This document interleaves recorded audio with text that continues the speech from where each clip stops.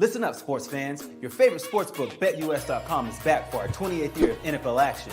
With the industry's biggest sign-up bonus of up to 200%, BetUS offers our members the opportunity to cash in on all your favorite sports, including NFL, NBA, MLB, and more.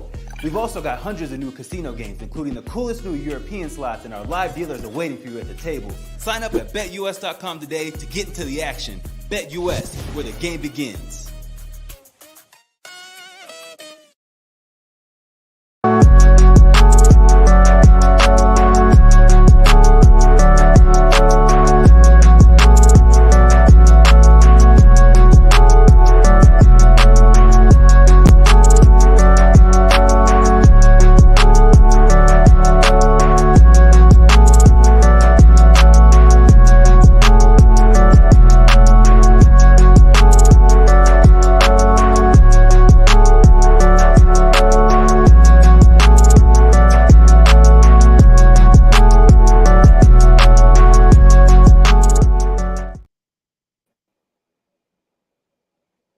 What's up?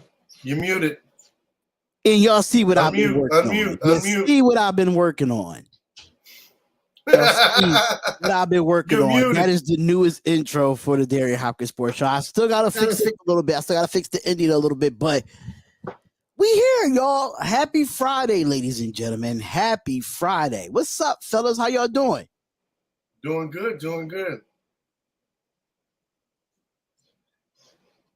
I think somebody's audio. I think Jay's audio is There you go. Are you off. good to go? Can you hear us? Can you hear us? I am not too sure. I don't think he can. Can you hear us here? Mic check, 1 2 1. Mic check, 1 2 1 2. But we here, we live Friday, January, Jesus Christ, why I'm thinking about January, because I got something coming up in January, that's why.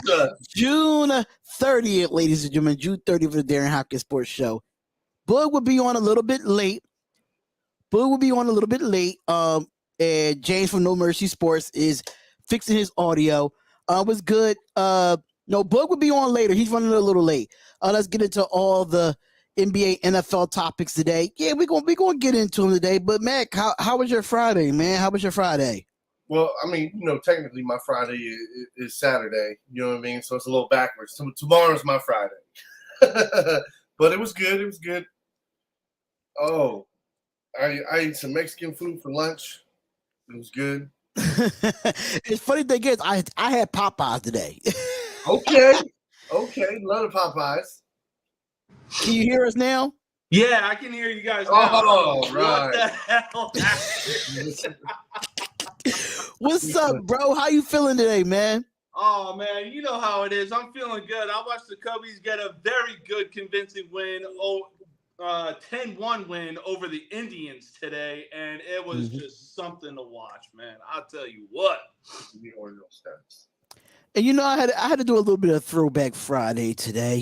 With the Jordan Golden Stitch in the Nike Golden Stitch Dream Team throwback jersey today. So Michael Jordan number 9 at that. It's the number 9 jersey. Okay. So had to come and pull the stash out the closet for Throwback Friday. I was feeling throwback-ish, because this jersey is pretty. This jersey's pretty big. It might look nice from right here, but with the length of it is pretty long. So hey, man, it's all good. But we are here, y'all. We are here for NBA free agency, some NFL topics, some trivia. It's been a lot going down in the NBA all day long, man. It's been ridiculous. But before we get into anything, make sure you guys hit that like button and subscribe to the channel. And follow us on all social medias at DHopkinsShow for all your latest sports news and all of that nature. But what y'all want to start with first? Y'all want to start with this NBA or y'all want to start with this NFL? Which one y'all want to start with today? Or who want to start with a trivia question? Let's lean towards NFL before free agency starts. Let's make the first topic. Let's leave with NFL because it's going to be at least a solid hour and a half of NBA. Because what we got, absolutely. Busting, After what me and Bug went through with this James Harden discussion yesterday, I don't want to talk nothing about James Harden anymore. I'm fed up with it. I don't want to hear nothing about James Harden anymore. But which topic? Okay, let's go straight into it then for the NFL. The top 5 overlooked teams going into the 2023 season. Now, I did my research, but I would love to hear y'all top 5 overlooked teams going into this season. So, Matt, I don't know if you have your 5 already. Oh, I would love to hear your 5. I haven't had any time to really prepare. Like I said, I mean, it's Friday. I was pretty much busy at the warehouse and store. So right. I'm gonna tell you off the break. So Jaguars, yeah, right? Seahawks, Steelers. Okay. Yep. Steelers are definitely going to be overlooked. Mm-hmm. Right. I want to say Tampa Bay. Just because they have the ability. If Baker Mayfield plays good ball, he didn't even have to play great. Like I said before, if he plays good in that system and doesn't overthink it too much, I think they could be a sneaky good team. Let's see. And the Chargers. I'm gonna keep throwing Chargers around. Like, no, I want to see Herbert shine, brother. I do. And I mean, you can't argue with that. Like, I can't argue with that because overlooked. Where they talk about every year they talk about them being the best team in the AFC every single offseason.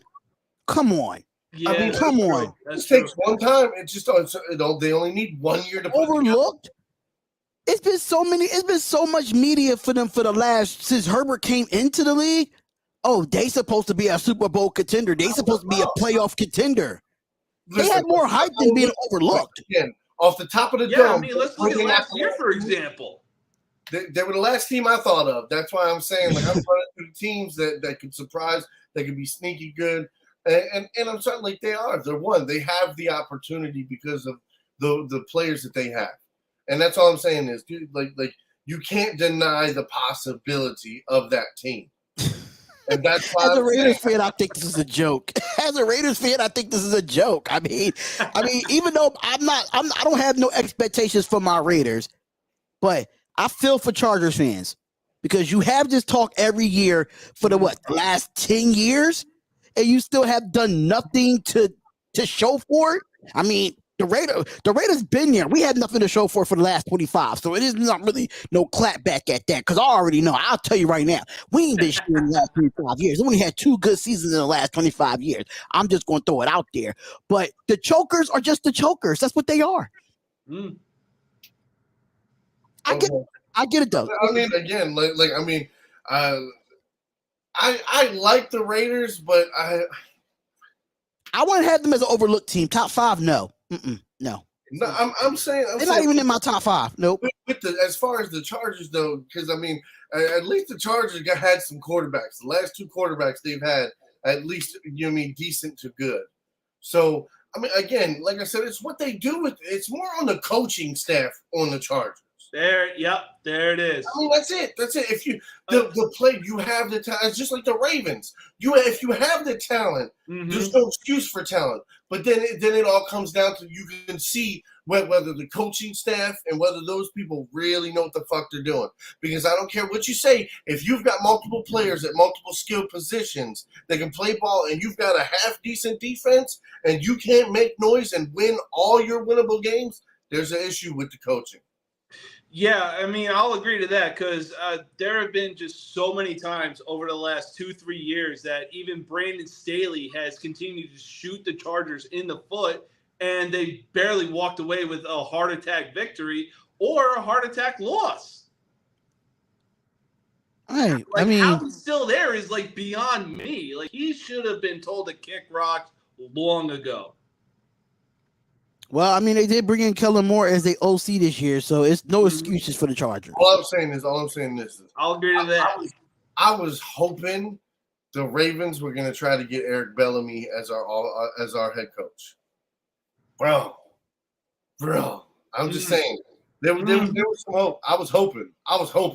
You know what, Anthony? You might be right. The Chargers and the Cowboys might be in the same boat as off-season hype and a mediocre during the season.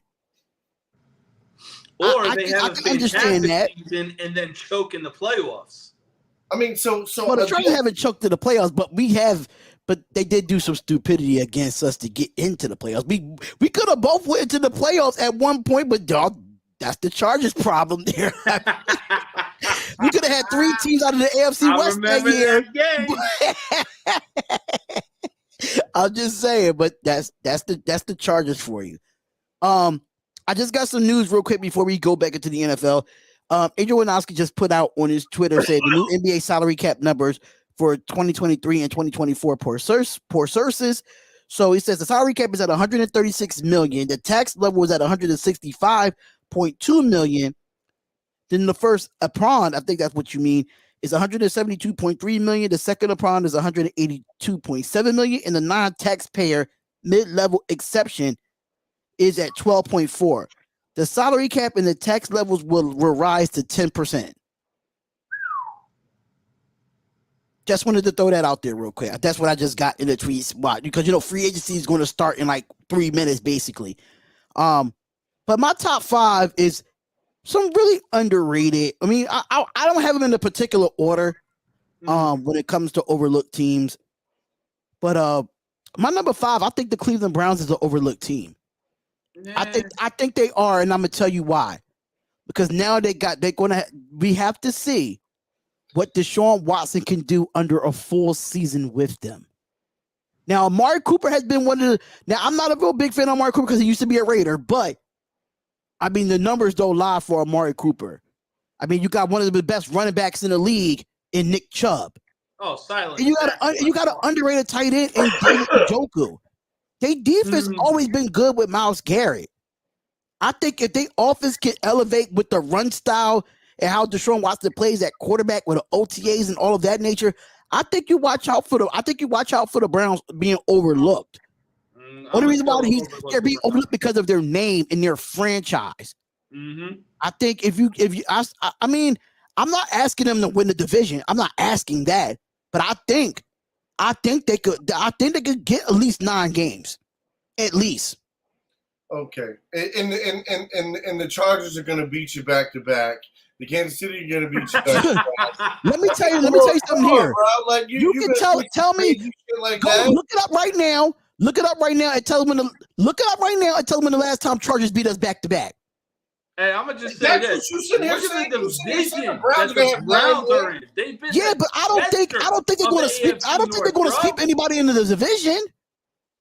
I don't think they're going to sweep anybody in the division. But if you look at the outer conference games, it's pretty easy to win. I mean, they play at Carolina.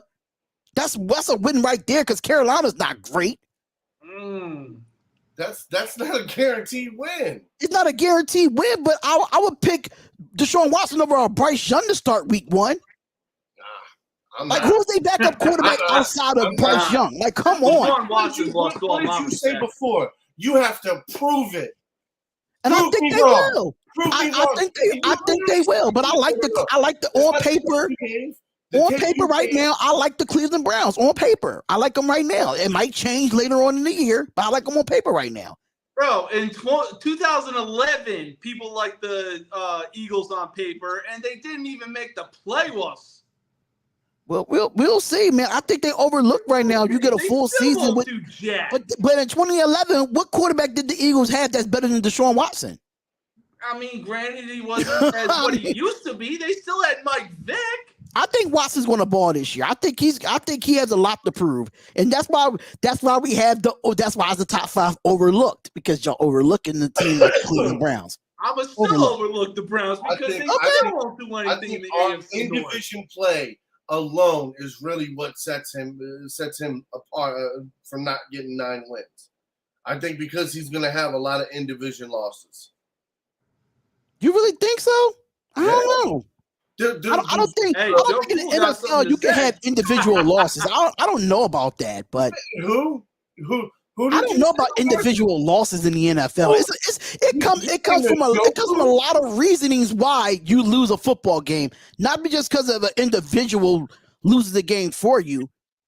It's a lot of factors that go into losing a football game, in my opinion. So, because I mean, you can have the best offense, the number one offense in the league, and then your defense could be ranked 32nd. Who fault is that? They ain't the offenses. So I mean, you can throw that here, but I got the Steelers up there at number 5 as well. I mean, at number 4, I have the Steelers up there. I think they're. I mean, and we will get into the bounce back players because I have players on the Pittsburgh Steelers that have a bounce back here.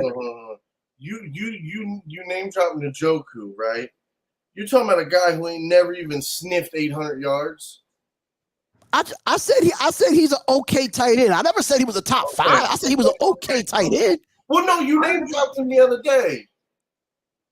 Yeah, but that was according to CBS Sports. They put him in there. Remember we did that topic yesterday. Okay, it wasn't according to me. I remember hearing his name though. That's why I was like, it wasn't according to me. It was according to these stats real quick. It wasn't according to me. It was according to CBS Sports. I'm just saying. I was like, hold up. He's going so hard fire right off the bat.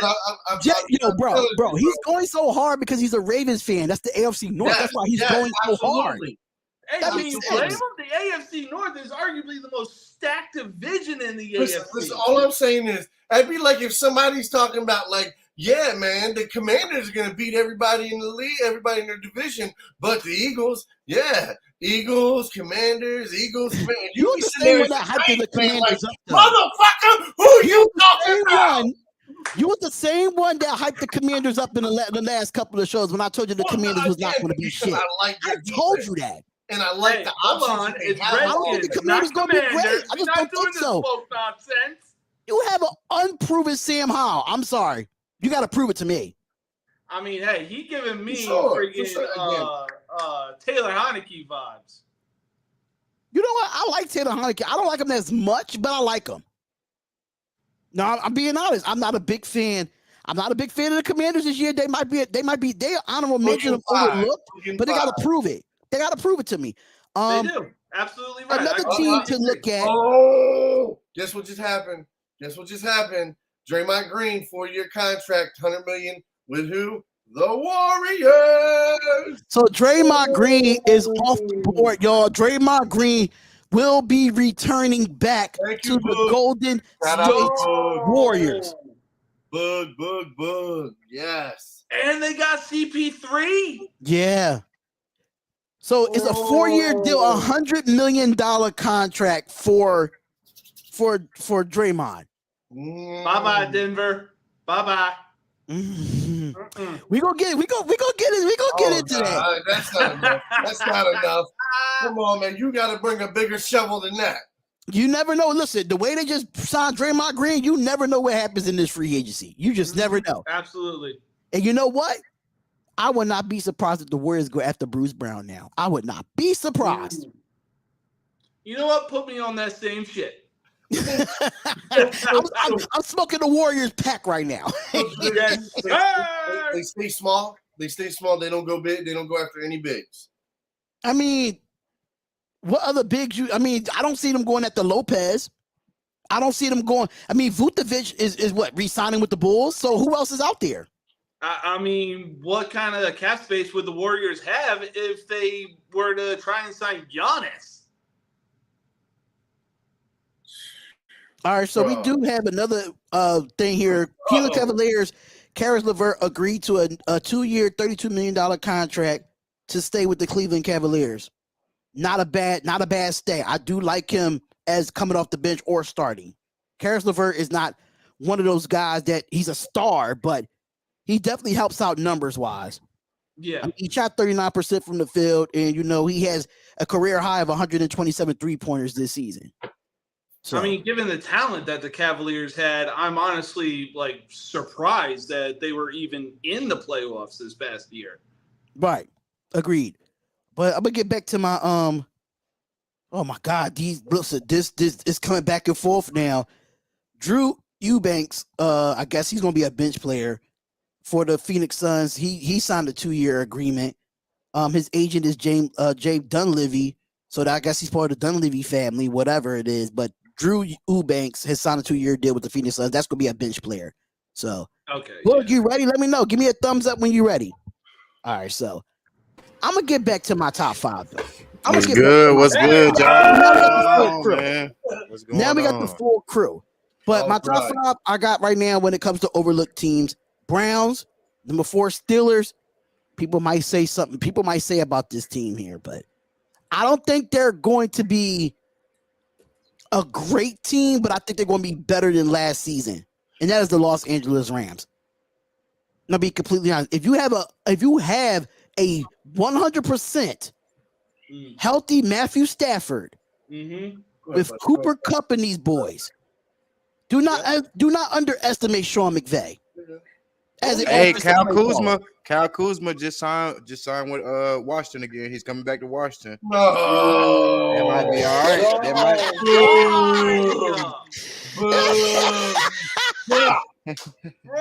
right. Mac, that might be all right for y'all. Wow, 4 years, 102 million. Now, 102 million is crazy. 102 million for a Kyle Kuzma? That's bugging. It's like Mahinmi. Trey Lyles is going back. Trey Lyles is going back to the Kings. Okay, hold on. You know that hold on, y'all. The old rickety house with the Bugatti under the, I don't know if you would call that garage? That's Kyle Kuzma re-signing with the Washington Wizards. 4 year, 102 mil. That's wow. No, that is crazy. That is insane. That is crazy. That is crazy, bro. We can't even get through the NFL topics the way this NBA free agency just happened. And we're only 8 minutes into the free agency opening. 8 minutes in. Wow. 102 million? Make it a sign and trade. Please tell me it is a sign and trade. 102 million. Hey, Mac, you smoking you a cig? You need a beer right now, bro. All right, Cavs. The Cavs re-signed LeVert for 32 million. Yeah, I already said that. Chicago, I got you. And Draymond is back. You know, Draymond is you got Draymond, you got Kobe going back. Everybody, these is all re-signs basically. This not nobody moving anywhere. Yeah, Prince signed right now. Prince signed with the Lakers, so I mean, I guess Teron Prince he signed with the Lakers, so that's not bad. That's all right. I mean, he came from the Minnesota Timberwolves. He a defender though. You know, he all right. That's what I'm saying. I'm not saying he's bad. Depends on. I guess it depends on what else they do now, though. Let's get back to your top 5, D-Hop. You trade somebody $100 million. How is this called a re-fucking bill? No, that is crazy. That is crazy. Bro, the Washington Wizards, they haven't done a damn thing since MJ retired. Speaking of MJ, I got the jersey on. But Mac is disappointed. MJ, though, we ain't won a championship since Wes Unseld. Mac is disappointed, bro. That 102, like it, like God damn, even James Harden won the 61. Fuck that. 102 million. That's crazy. Man, Baltimore is showing out this year in baseball. Ooh. So, let me tell you about the Orioles. Oh, I know. They finna kick fucking what's it called? Its ass. What's that? The Twins. Tampa. Oh, no, it's the Twins. I think we played the Twins tonight. But let me get these next couple of top 5s out though. So Browns is number 5, Steelers is 4. I got the Rams at 3. Like I said before, do not underestimate Sean McVay. If you get a healthy Matthew Stafford back with a Cooper Kupp being healthy as well, I'm telling you right now, do not overlook the Los Angeles Rams. Fuck that. I'm rushing. And Raiders fans gonna be mad at this, but I got the New Orleans Saints being overlooked. Are they on my list? I like that. I got the New Orleans Saints. If you look at their defense last year, their defense was 5th ranked total defense. They only allowed less than 20 points a game defensively. I'll agree to that. Offensively, if you look at it, Chris Olave, Traquan Smith, Alvin Kamara, Michael Thomas, if he's healthy, Taysom Hill, Foster Moreau. Ooh. Do they still got Jawan? You got Demario Davis, Marshawn Lattimore, Tyrann Mathieu, Marcus May, Cameron Jordan. That team is loaded for the NFC South to be given to them. Now, if you get a 2017, if you get a 2019 to 2022, a 2019 to 2021 Derek Carr, that had that stretch with the 4,000 passing yards. With this offense, watch out for the New Orleans Saints. I'll agree Watch with out for the New that. Orleans Saints. And my last one, I might be mad at this one, but listen. I think he got the weapons around him to compete in this division, and that is the Green Bay Packers. It's the Green Bay Packers. I'm not going to sit here and lie. You got A.J. Dillon and Aaron Jones as your two top tandem in the NFL when it comes to running the football. You still have a young receiver that played well last year in Christian Watson. That was really, really good. Even though you lost the Darion Smith in a trade to the Cleveland Browns that I have on this list here. I mean, I did say the Detroit Lions would win the division, but I would not be surprised if this division is competitive all the way around. And the Green Bay Packers can do something. I think they can. So they my five overlooked. Did Matt go already? Matt, you went already? Yeah. I said the pretty basic ones. The Seahawks and fucking my biggest spicy one was Tampa Bay. If they get good play out of with Bay? It would be Anthony Estrada to call Derek Carr a crappy quarterback when we have Jimmy Garoppolo that's unproven, but okay. It's funny too because no here or there, but okay. I seen a quote earlier that was funny. They said Baker Mayfield could be like the new Geno Smith next year. Maybe he could be Geno. He could have a Geno breakout. It's a possibility. He's got a weapon. Ride him off. He got a right back. Offensive line. He's got something he didn't have in Cleveland, a full offensive motherfucking line. Like, come on, bro. Think about that shit. Like, again, and they're gonna scheme up an offense to fit him. And I'm telling you, believe that I do. I think he's gonna have like 25 to 28 touchdowns. You seen Mike Evans trying to break Jerry Rice's record this year, so. Okay. Yeah, he announced that he say he's trying to break his record. It's hard to Brown tried to do that.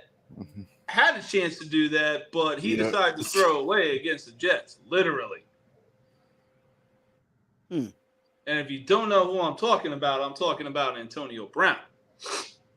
Man, literally was a walking first ballot Hall of Famer, and he decided to throw it away halftime or whenever against the Jets. Ever since the Vontaze Burfict hit across the middle, he ain't been the same since. Why do people say that? Is that a true statement? I never seen that hit. That is the absolute truth. I never seen the hit. I never seen the hit. I gotta go watch it. Let me go watch it. Go look at that hit, and you tell me right now you ain't recovering from that. That was rough. That was rough. I never seen it. I always see people talk about it. I can tell you that was rough. Okay, we be putting hits on motherfuckers, and that was a hit. All right. Yeah, Vontaze Burfict, he played a few years for the Raiders too. He definitely was. He played a few years for the Raiders as well. That man's Ray Lewis. And as soon as I put in Brown hit, it says Bob Burfict. That shit popped straight up. Okay, let's see. He got smacked. He ain't been the same since. I'm telling you. People say they disagree with this, but I really think he suffers from CTE since that hit. No, he definitely does. Here we go. Where we going? Big Ben across the middle. Ooh, was that hit? Ooh, they gotta slow that down. Hold on. Oh, they hit him in the head. Yeah, he was fucked up. Yes, it looked bad. It looked really bad for him. But I'm waiting to hear James and Bugs, overlook teams. I love to hear these teams from y'all, man. Miles was pretty overlooked if you looked at it. Miles was pretty overlooked. I like Max list as well. The Seattle Seahawks is one of those teams too that's overlooked. That's why I wanted to hear you and Mac list because I basically had this. I heard you mention the Chargers. I did fucking Tampa Seattle. Bay. I did Seattle. What was it? Fuck. I don't even fucking remember now. That I gotta see and think. He's so pissed about Kyle Kuzma. He forgot his top 5. Yeah, bro. Like I'm still sitting here looking up shit. Like I'm talking shit on fan pages right now. I'm heated. So Most of us my are. five, Most I had, of us are heated. Talk that my shit. five, Yeah. I had Pittsburgh. I got New Orleans. I had the Rams. I heard D Hop say the Rams. Green Bay, and I wanted that Washington in there, bro. I kind of wanted that Washington in there. I just don't know who's that quarterback. Officially, Sam Howell. More than likely, it's going to be Sam Howell. Sam Howell. Yeah. I mean, he played well down the stretch, but I do feel like Dotson. I have been hearing Jahan Dotson gonna have a breakout year this year, so but I don't know. I mean, with Terry McLaurin, they still got they got some offensive weapons over there. It's just if Sam Howell can work, You got running back 50 Cent, Brian Robinson. Yeah, that's my boy, man. What have y'all seen? Have y'all seen Sam? Like, what y'all think about him? Like, if you could give me I mean, at the end of the season, when they benched Heineke and Carson Wentz for him, he played all right. He did.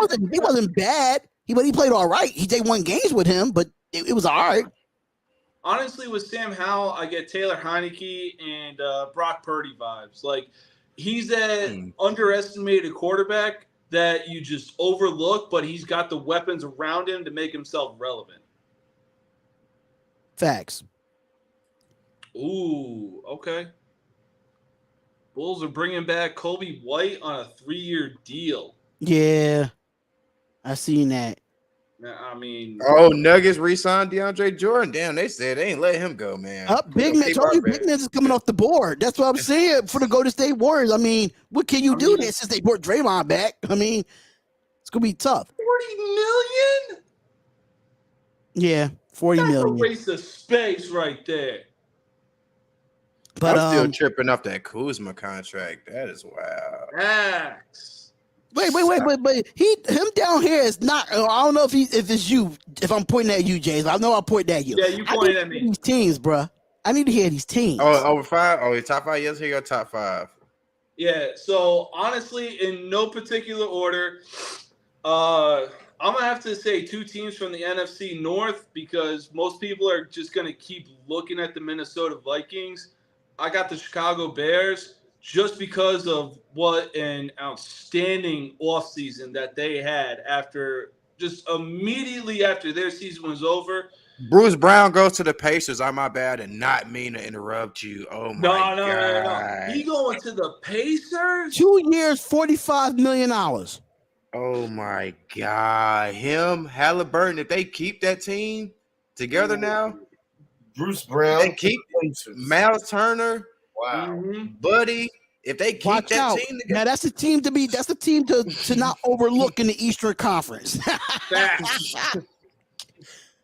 But yeah, like I was saying, I mean, as soon as their season was over, the Bears front office went right to work and getting rid of their GM and head coach, and they honestly, I like the Bears' chances and just the draft picks that they have, who they picked up during free agency. On top of that, you got Justin Fields under center still, and the fact that he had more rushing yards in this year with Chicago during the 4 years that he had at Ohio State, and he's got more weapons around him now. I honestly think that the Chicago Bears could be the New York Giants of this season and just break any expectations that people are giving them. So the next team I got, like I said, people are just going to keep looking at the Minnesota Vikings just because of what a stacked team they are. Detroit. I don't think they overlook. I don't know if they overlook, but yeah, I don't get think it. they overlook. I get it. I think most football Compared to fans Minnesota, I think they they're overlook. different. Honestly think that they are. Like, they've been essentially the Cleveland Browns of the NFC North. They barely won anything. They've barely done anything. And the fact that they're finally showing up on the radar, like, they just have that grinding bulldog type of players. Like, they just – I don't even know how to explain it. I mean – I got Kenny Galladay, for example. That man was grinding for a contract. Unfortunately, when he went to the Giants, the man disappeared like Casper the Friendly Ghost. So they just have those players that can grind it out and play. Like I can't even describe it. Like they can play football for all 4 quarters and just give you a run for their money, no matter what. I like that. So yeah. So another team I'm gonna have to go with is probably the Pittsburgh Steelers. Like, granted, it's a QB battle between Mitch Trubisky and Kenny Pickett, but I mean, you tell me a more consistent head coach than Mike Tomlin. I'll wait. I'll be that skeleton meme, but I'll wait. Look, I fucking hate the Steelers, but I love Tomlin. Tomlin is one of the best to ever fucking do it.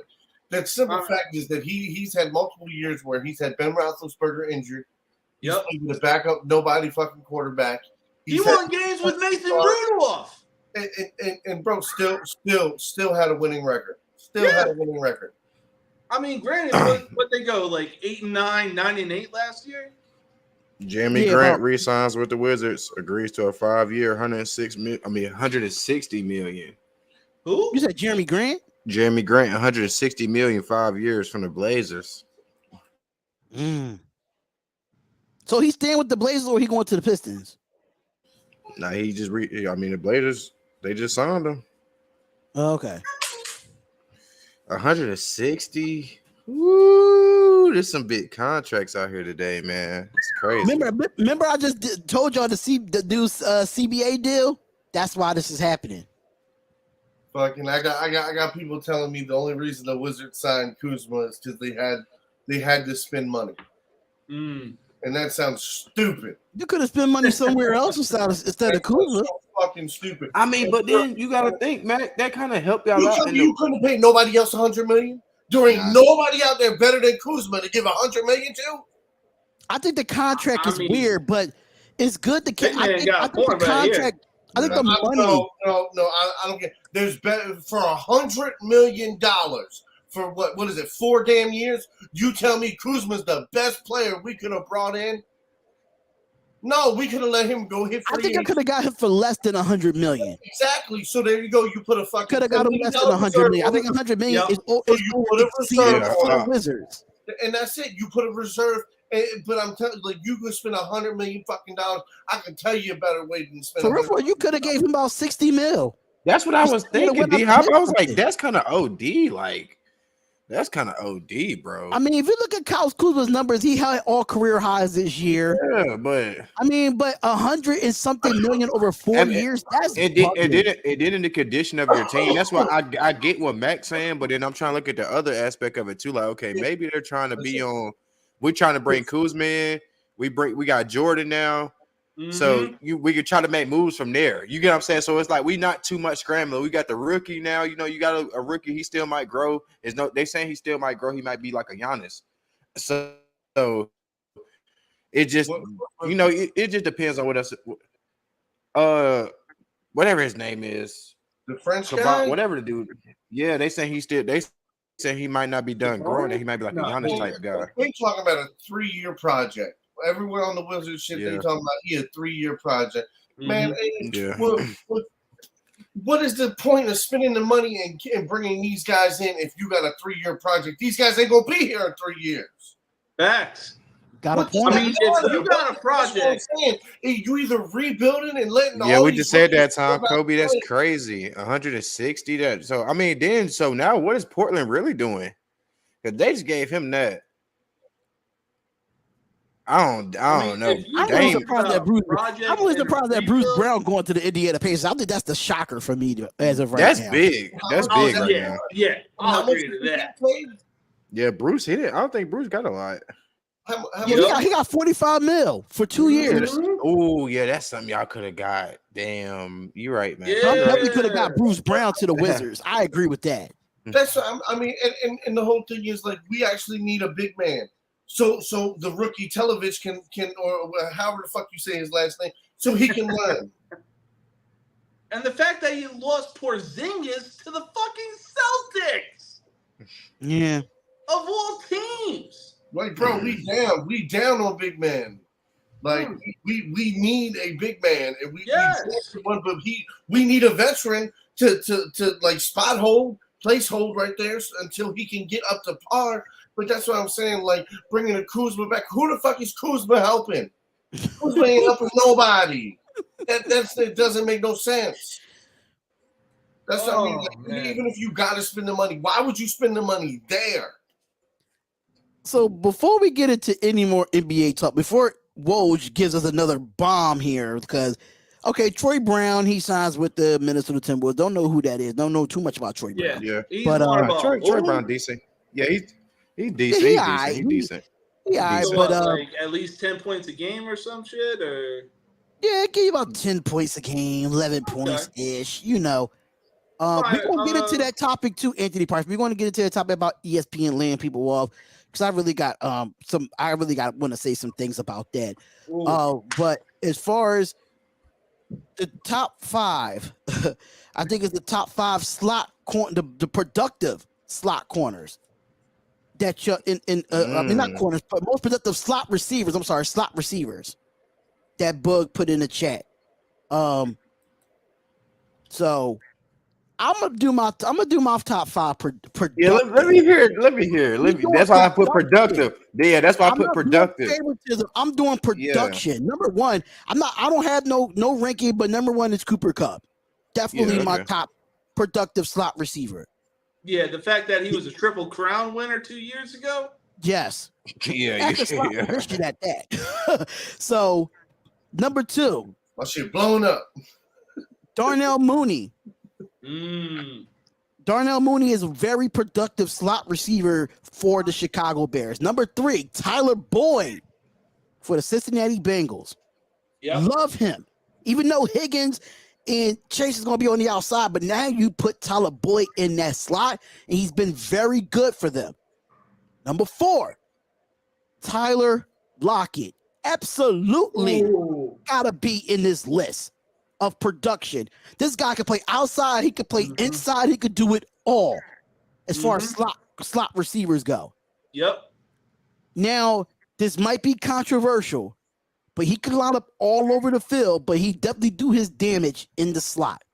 And that's Deebo Samuel. That's Deebo. Okay. Deebo can play all over the field, but he does his damage across the middle. He does his damage running those 8 to 10 yard drags. He knows how to get in open space, and then you can line him up anywhere. And when you are a slot receiver, that means you can line up anywhere on the field, not just a slot receiver. So it's very versatile for me. I could have put a few other guys on this list, but you only did 5, so it was really tough for me to put this 5 together. But hey, I got Cooper Kupp, Darnell Mooney, Tyler Boyd, Tyler Lockett, and Deebo Samuel as my 5. All right. I feel I like that. So I'll go ahead and go next. Yeah. So look. What's the question? Sorry. It's your top 5. It's your top 5 productive slot receivers. Productive though.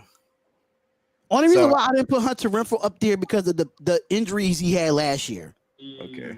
That's why I didn't put Hunter Renfrow up there. But if he had the same year that he had the year before, I would have had him up there. Okay, so I'm not gonna go in no order. So I got St. Brown from Detroit. Okay. I was about to say which one. I got Jerry Jeudy. I got Chris Godwin.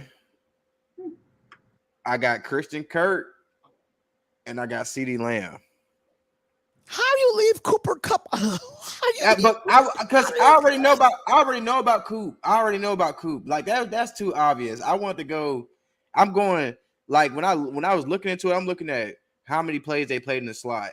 Like Coop, right? Coop is Coop. We know Coop. I feel like that's the obvious. But like when you talk about CD, when you talk about St. Brown, Jared Jeudy, like those are some guys that play the slot that nobody really like. They kind of get looked over. I feel like because they're not on really teams that are winning like that right now, especially Jerry Jeudy, bro. Like he one of them guys. They had Darnell Mooney on there for the Chicago Bears, so I mean he's not winning much there either. But He's just so athletic in space, man. He's just. Oh, Like, I could have threw Tyreek or Waddle in there. Like it could have been a lot of guys. But that could have been an obvious. So I get it. You could have. yeah. What you got for me, Big Matt? I mean, you guys done said. Yeah, most of the guys. You ain't gonna throw your. There's some guys out there people didn't name for slot receiver. We ain't gonna throw my boy out there. Matt, what's my boy name from over there with the Ravens, man? Hold on. Not Zay. You can't put Zay Flowers in No, there. not Zay. No, he played for them. Like, Porzingis gets a 2-year extension worth up to $60 million. that is. He gets a 2-year extension with the Boston Celtics. Oh my God! It's crazy because it's like the guys you wouldn't think get big money are getting, you know what I mean, are getting huge money, and the guys you think. Wait, Mac. Let me stop here. Anthony Estrada, Joe Mixon is not a slot receiver. Devontae Adams is not a slot receiver. Derrick Henry is not a slot receiver. Stephon Diggs is not a slot receiver. So I'm confused on what your top 5 is. I'm just being completely honest with you, bro. I love you to death, but I don't understand this top 5 that you have in the comments here. What? No, I just had to throw that out there for y'all, man. But I guess nobody has no argument with my top 5. I'll talk about Duvernay. That's what I meant to say, Matt. You think he a top 5 slot receiver? I mean, if we just talking about just straight slot production, you might be able to throw him up there. Duvernay. No, man, come on, bro. Mac is out of it, y'all. Mac is out of it. I'm sorry. Motherfucking Duvernay. You gonna bring up Duvernay's motherfucking name. When you show me production on the field, then we'll talk about motherfucking Duvernay.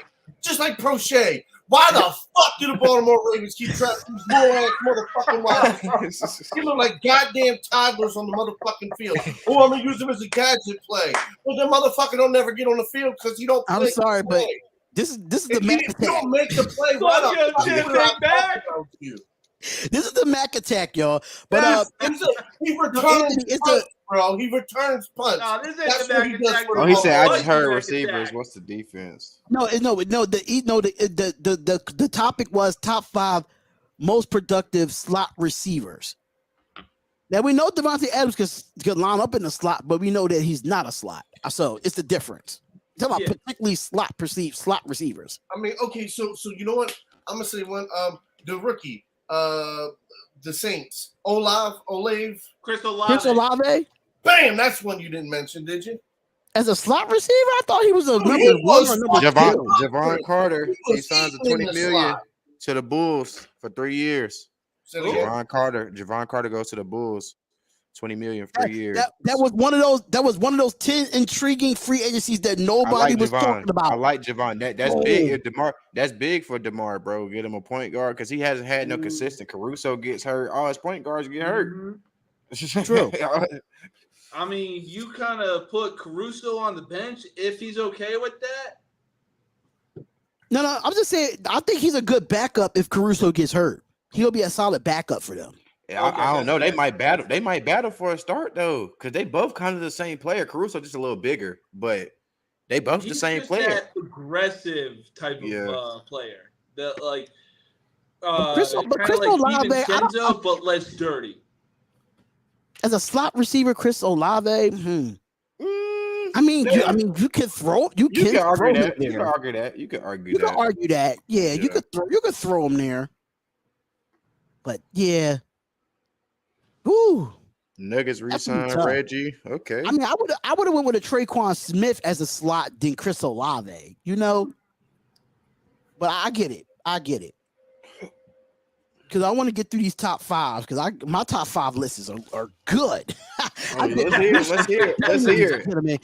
I was looking at film and all today. I was. Let's hear it. So I mean, would you want to do bounce back player candidates or top 5 corners? Let's do. Oh, I want to get to that top 5 corner. We're gonna do bounce back first. We're gonna do bounce back because Okay. that top. My bounce back is probably similar to a lot of my list here. But number 5, I got Russell Wilson. He definitely needs a bounce back year. If he don't have a bounce back He year, needs he's more done. than a bounce back. He's done. The Donkeys is done. Number 4, Chase Claypool. You gotta have a bounce back year for the Chicago Bears with this receiving core. Now you bring over DJ Moore. You got a Justin Fields. You brought in an offensive line. Claypool, you got to be that guy that they traded for. Yes. Number 3, Najee Harris, running back for the Pittsburgh Steelers, has to be a bounce back player, even though that he did get hurt last year, and Mac did defend him, and I did my research, but he has to have a bounce back year after his injuries. Number 2, Matthew Stafford. If he's 100% healthy, All right, man. the Rams team is good. Yes. And number 1, my Philadelphia native from the University of Florida, Kyle Pitts. You have to stay healthy as well, because you could be Desmond Ritter's number 1 target in that offense outside of Drake London. So I got Pitts, Stafford, Najee Harris, Claypool, and Russell Wilson as my bounce back players. Okay. What you got? What you got? No Mercy. What you got for me? All right. So I know granted, the Giants had a great year this year. Y'all better know where I'm going with this. But at the same time, the fact that he's been riddled with injuries the last, I want to say, 2-3 years, Saquon Barkley has still got some explaining to do. So He's a Giant fan. I'll tell you what, send him over to Baltimore and we'll gladly write that check, because I promise you, behind this offensive line, he gonna eat. So another one I got, honestly, he is coming off some serious ACL injuries, especially one in the Super Bowl. I got Odell Beckham Jr. I mean, granted, he is on the Baltimore Ravens with Lamar Jackson under center, but he has to have a bounce back year, especially with somebody like Lamar under center. Now, granted, he proved everybody wrong when he went to LA. Like, oh, you think I'm a bum? Nah, it's Baker Mayfield. Right.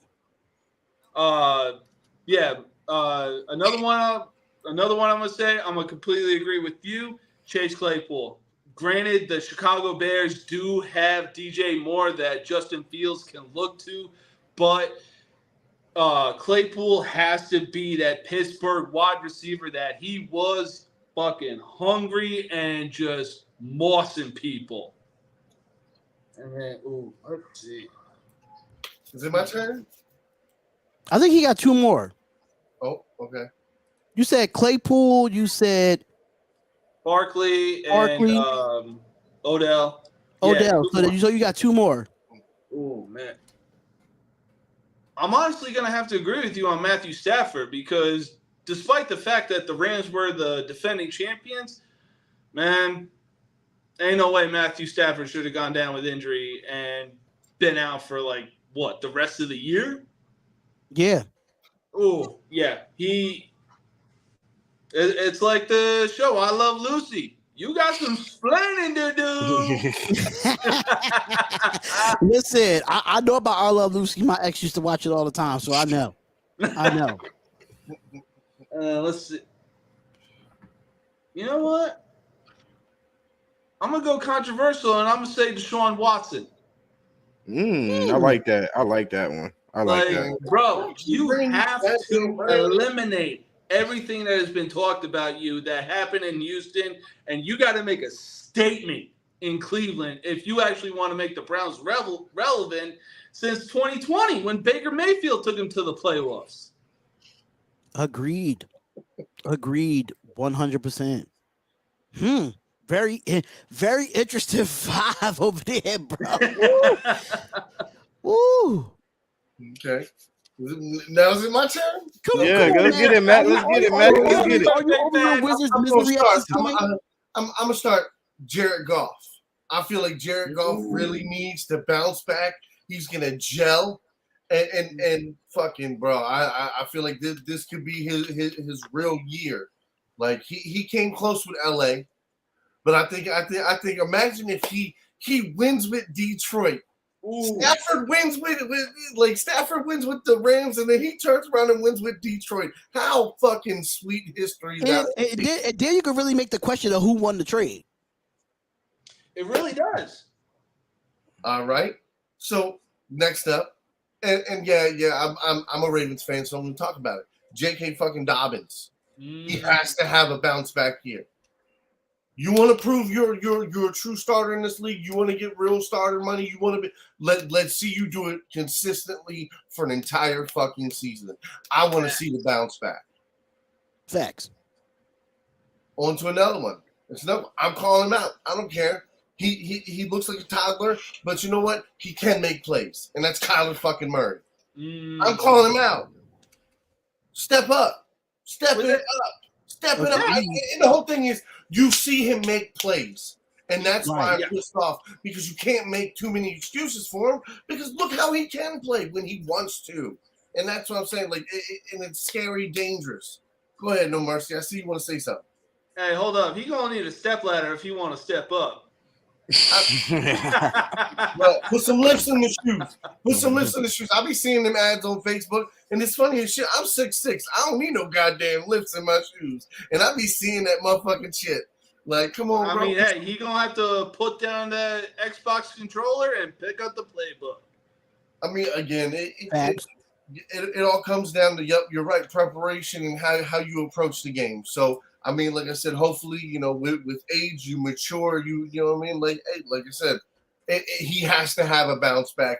He's gotta have a good year. He has to. Facts. Right? Dak fucking Prescott. I'm calling you out. As much shit you talked about. Who He doesn't got to bounce back there? Yeah. Who doesn't want to see it? That's the whole thing. Like, I might hate teams, I might hate coaches, but I always want to see people be successful, no matter what. George Niang just signed a $26 million 3-year with the Cavaliers. Goodbye, George Niang for the Philadelphia. Goodbye. How much? 26 M's, 26 mil. 3-year, 26 mil. But you know what they're doing though? The Cleveland Cavaliers is upgrading their bench. They're loading up. They're loading up. They got Imani Bates over there. They loading up. If they get Strus, they re-sign Cedi Osman. They making some moves right now. You right, D-Hop. They get deep on the bench. They're gonna be a hard team to fucking beat, bro. That's gonna be a hard team to beat. Who did he sign with? You said what? You said what? Who did he sign with? Oh, Cavaliers. Ooh, that's nice for them. Off the bench, they need some of that. They need exactly what he's gonna bring, some shooting, and that's the minivan. But Mac, you still going on your 5, right? Oh yeah, Matt. Yeah. So Dak Prescott, right? That's my number 2, and my number fucking 1, Lamar Jackson. He has to have a bounce back. We need to. The last year he was healthy and he played all the way through the season. That was his motherfucking MVP season. I was gonna say, wasn't it a unanimous MVP? So again, we need that full motherfucking Lamar Jackson every game, consistent. We need you to be healthy, stay healthy, don't take fucking stupid hits. And bro, and shout out, hey, all offensive line. Ravens offensive line, right? If Ryan Jensen would have been on the offensive line, that motherfucker from the Miami Dolphins, when he clipped him on the motherfucking ankle, would have been eating motherfucking dirt. Ryan Jensen didn't take no shit. Remember when what was that? Kiko Alonso hit motherfucking Flacco dirty? What did Ryan Jensen? I remember that. Motherfucking ass. Flopped and flipped his motherfucking ass. Like, I'm sorry, your offensive line, you supposed to protect your motherfucking quarterback. You let him goddamn Kiko Alonso was ready to fight the Baltimore sideline that night. Sure was. Shit, man. Like, but for real, it is all on Lamar Jackson this year. No more excuses, no more bullshit. Mhm. You better come more prepared than you've ever had to in your motherfucking life. Facts. Your job depends on it. He got that bag, bro. That don't You mean do shit got the in Baltimore. bag. That don't mean shit in Baltimore. If we cut Ray Rice 1 year into his contract, what the fuck make you think we can't cut Lamar Jackson? Kyrie has agreed to a 3-year deal for 126 million with the Mavs. Kyrie is signing back with Hold the on. How much it Mavericks. was? 126 million, 3-year Yo, he deal. didn't really take the. That's not really the max for him. The max was Because they're trying, 275. because they got to go get something else. They You know finna what sign though? somebody. And I like that. I like that Kyrie has done that. 3 years, 126 mil. He's like, okay, I'm not going to take the max, but you got to go get people around me and Luka. Yeah, go get me some help. I like it. Yup. Because That was I mean, good. hell, he even knows that Luka is the face of that franchise. Mm-hmm. I actually like that. Is a baby Lakers, you Dirk ain't getting Nowitzki. Kyrie. Lakers, Clippers, you ain't getting Kyrie. LA, you ain't getting him. Oh man, That's what I'm talking about, Mac. I'm ready to hear your 5, bro. I'm ready to hear your 5 for bounce Mac back Dunn? players. Mac Dunn? Yeah, Mac Dunn. All right, so my number 1, I had Alvin Kamara. I had Alvin. Okay.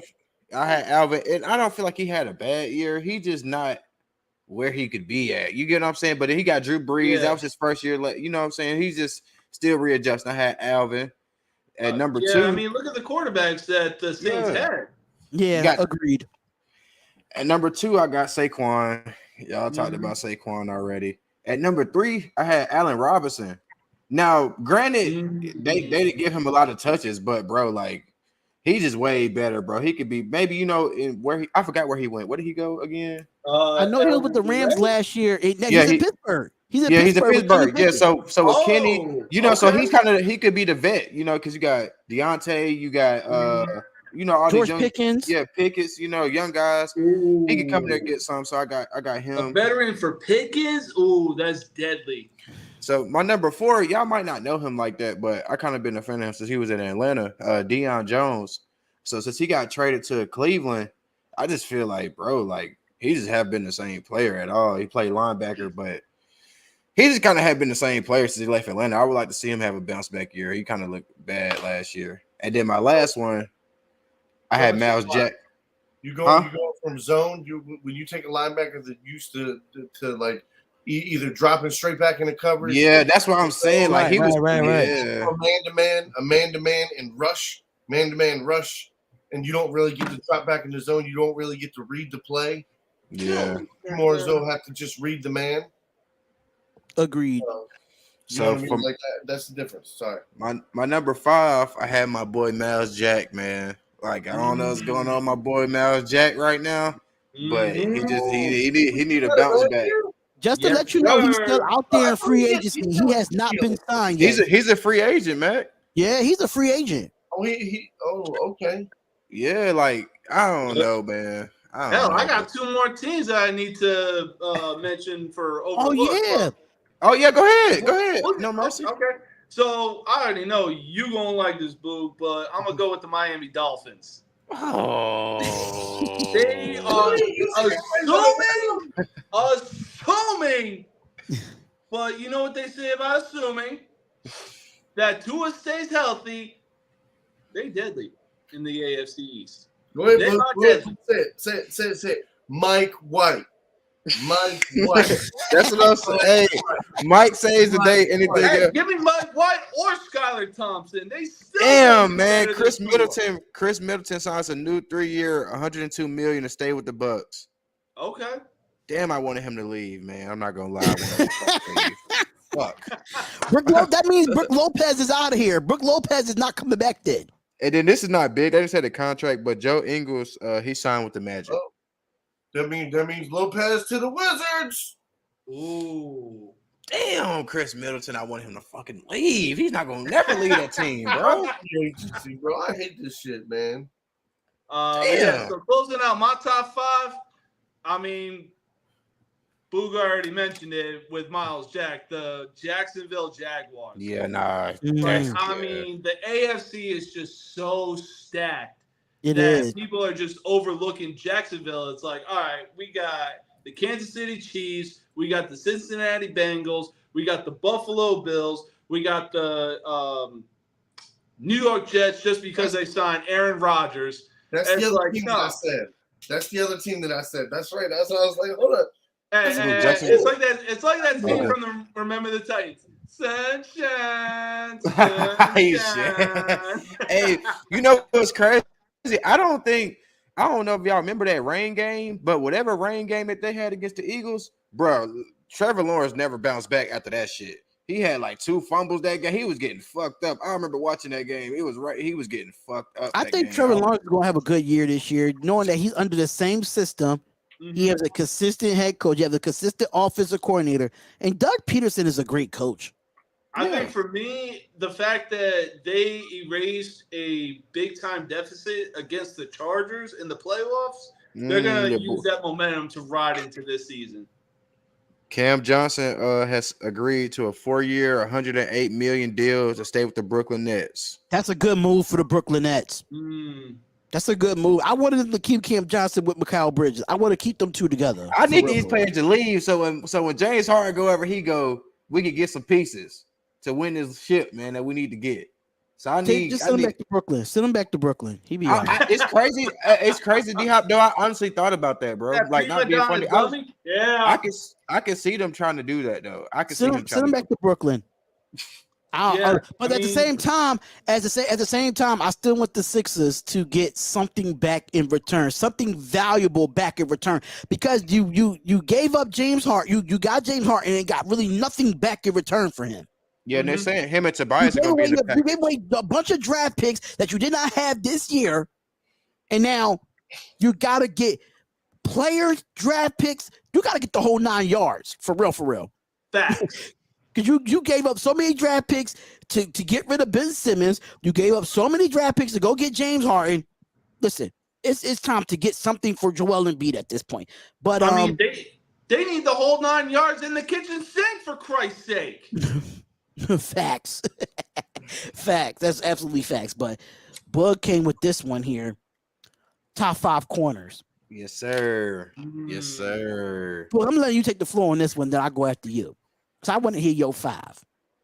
So you know who my number 1 is, right? Oh, yeah, it's Ramsey, of course. Okay. So at my number 2, this is tough. I got Slay. I got Slay at my 2, bro. Like, okay, I got Slay at my 2, but my number 1 is. I mean, I don't have him ranked. Yeah.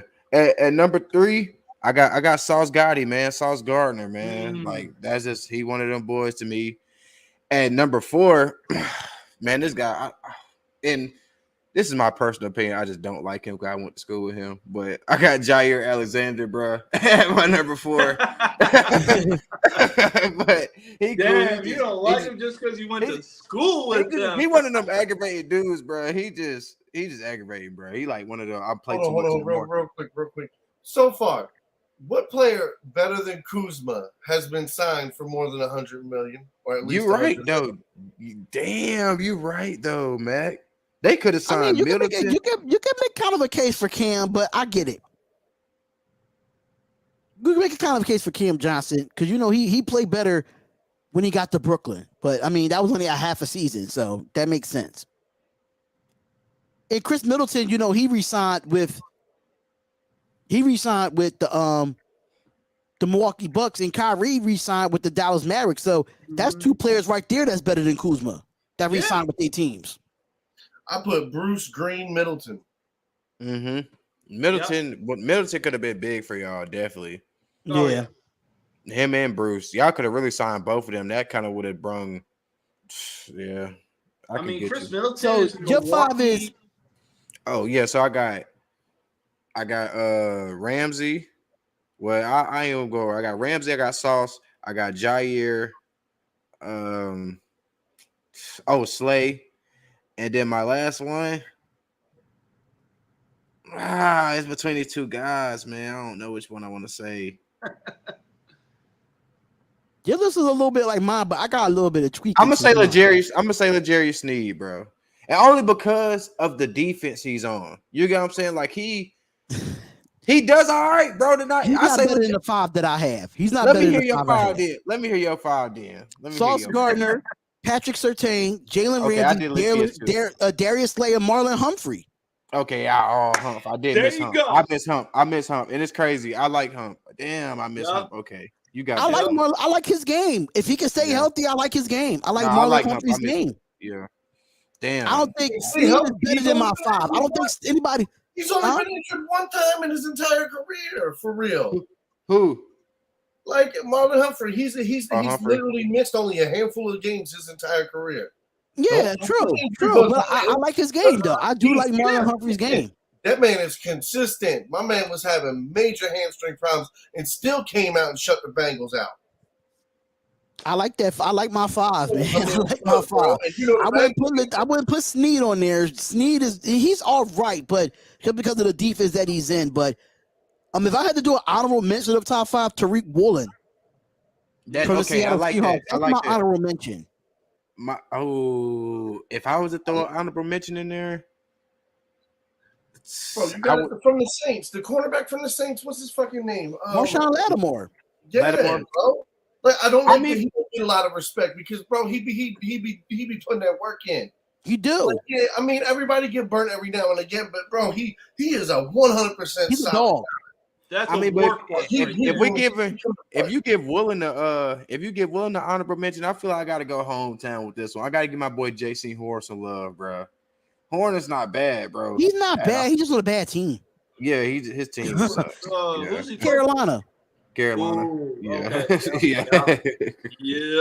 They said on offense, but they got to build that defense now. Yeah, because they still got Brian Burns on that interior. I mean, but one man can be doubled and triple teamed, bro. Yeah, you know what I'm they like Goa Leonidas over the they I don't know what they got going on, man. In the city, bro. I don't want to talk about them. I literally focus on. If y'all understood, like y'all see how much I'm into sports. I literally keep up with every team, but the teams here, bro. I do not like no. Yep. I feel you. A lot of people in North Carolina are like that. Yeah. Bro, I'm from North Carolina, man.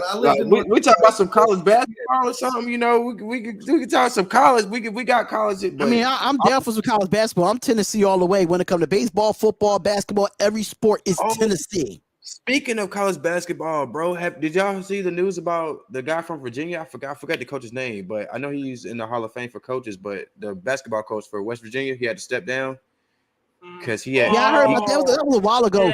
Yeah. The guy, I forgot his name, but he So they I knew that was going to happen. They done had 6 players enter the transfer portal since he left. I was like, damn, the whole team is going now. So let's talk about the big topic real quick. I gotta interject. What's up? ESPN laying off the hats, bro. Can I say this real quick? Yeah, because D-Hop said he had a piece about this. Let's hear it. I gotta say something about this, right?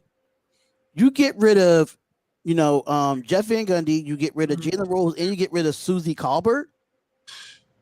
Let me tell y'all something now.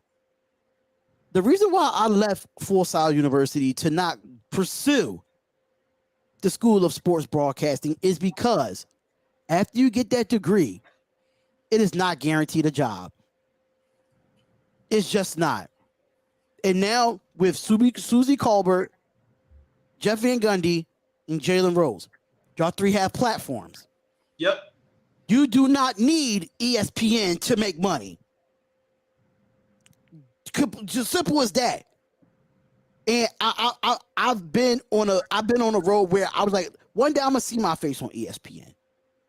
Yep. But you don't even need that to be successful in this industry. Yeah. You don't. Jalen Rose can go to FS1. Hey, but see the crazy thing. Hear me out. Because why do you think Shannon Sharp never went to another? He didn't go to ESPN after he left FS1. He didn't go to no other. He stayed with Club Shay Shay. Yes, I'm gonna start my own show on YouTube, and his platform is making him enough money where he can never go broke again. Yep. With Club Shay Shay. So now it's all about branding yourself at this point. Even though JJ Redick, look at JJ Redick, he's on ESPN, but he got his backup in his podcast just in case if that happens to him. Stephen A. Smith has his podcast because if that happened to him, mind you, Stephen A. Smith been laid off before for ESPN. So I'm not surprised at these marketable people that have been at ESPN for a long time. Especially Susie Colbert. Susie Colbert been everywhere from NBA to NFL to every sport. You name it, she's been there. But now it's time for you to build that platform without using ESPN as a big platform. Because now social media, the way YouTube is, the way Spotify is, you can get deals on Spotify for video and audio podcasting and make just as good as money as any other podcaster. And I'm going to give you a prime example. Joe Rogan. Absolutely. Joe Rogan has not been on a big platform, has not been on has not been under contract, but he has the best. I was just about to say, can we stop the the show to give Joe Rogan his props, man? Like Joe Rogan and me personally, like when I think about what I want to be in podcasting, I think about Joe Rogan because he's able to just bro. Yep. All he did was kept it consistent, and he got a 5-year $1 million contract. I forgot what it was, but he's set with Spotify. Yep. And he don't need to be on no other play. He don't need to be on no ESPN or CNN or none of those. That's what I'm saying. For all you he built his resume being a UFC commentator, and he was basically Matt Bazgerzian, Tony Romo. Oh my God, who was that Strikeforce commentator? Like he just built such a good resume being a UFC commentator, just keeping the fight so exciting.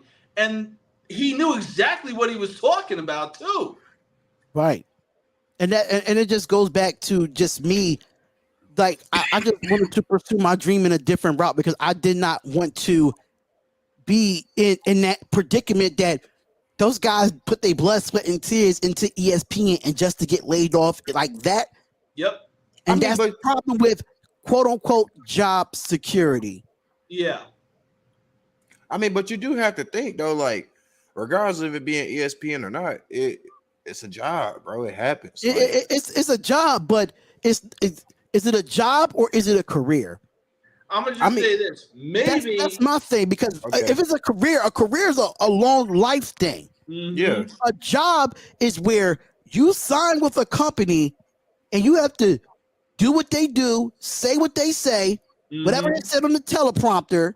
Yep. It did. They tell you, oh, you got to go to NBA Countdown, or you got to go to NBA Today, you got to go to NFL Live, you have to go here, you have to go there. I don't want to be like that. I don't want to be a goddamn robot where you're telling me where to go and what platform I need to be on. And it's only crazy. Now, I can't say I knew the other guy was going to get laid off, but I had been hearing about who was that? Keyshawn Johnson that Jalen Rose on the show with? Is him and Keyshawn Johnson? They had been saying, I had read this a couple weeks ago that they were going to pull that show. It was kind of been rumors they were going to pull the plug on his show anyway. So it's crazy they laid him off. So I just feel like they like. Look how many people left ESPN and on other like CBS or doing commentary somewhere else. And then, like you said, with podcasting now, it's kind of like, bro, you really kind of, when you got live stream, you got podcasting, like you said. And when you have a platform like they have. Yeah, you don't really need even an ESPN. You don't really need it because you already made your money. And you got laid off, and then if you just put your podcast on the YouTube and get picked up by Spotify or Apple Podcasts, what you need ESPN for? Yeah. You got all the access in the world to these players. They respect you. Yep. They want to come on your platform. You know what I'm saying? See, the only thing with ESPN is like, look, we're going to bring you on, but aside from every other sport that we talk about, we're going to make sure that you basically hype up LeBron James to overshadow Michael Jordan. It's like, no. Mm-hmm. Like, both of them are great in their own right. But at the same time, when I listen, I even say it in the group chat, when I listen to like guys like Mike Greenberg in the morning and even Jalen Rose, both them guys kept it real. They didn't have to, like, they just went off in their own direction, like, hey, here's why I think MJ is great, but here's why I think LeBron isn't great compared to Jordan. And then I feel like especially somebody like Jalen Rose. And, it's a couple other guys that like haven't played that really still know the game. But then like his opinion is so respected because he's played the game at a high level. You get what I'm saying? Like he's played the game at a high level. So I feel like that there gets you go. Yeah, like that's just there it is. Yeah. So I just want to throw my little quick story out of there. So what you think about it, Mac Attack, man? He grubbing right now. He is smashed or something. Mac smashed or something. I think it is fucking hilarious. Yeah. But I mean, look, certain people like, yeah, you got a great platform, go use your platform. But other people like Van Gundy, like you got yourself laid off because of dumb shit you said on TV. I don't see. I mean, that's where I could agree and disagree there because sometimes. No. When he does commentary when it comes to certain calls, he kind of makes sense. You said what? I said when it comes to certain calls and certain calls that's being called during an NBA game, he kind of makes sense because like some calls is really like don't really have no true definition of it. So he calls it out like the NBA needs to do this better. Not all the time, but I wouldn't even say that. I'm literally talking about how, like in the playoffs, in the NBA playoffs, when he was sitting there courtside, and the refs would make a play, and no, I'm not agreeing with the refs, no, and sitting there literally trying to talk shit about the refs. He did it a couple of times during the playoffs, and that's what I'm saying. Like him saying shit like that. That's what, like, bro, I remember it. I mean, that's why he was keeping it real instead of being a robot. I mean, bro, that's not keeping it real. That you just sitting there shit talking to be shit talking.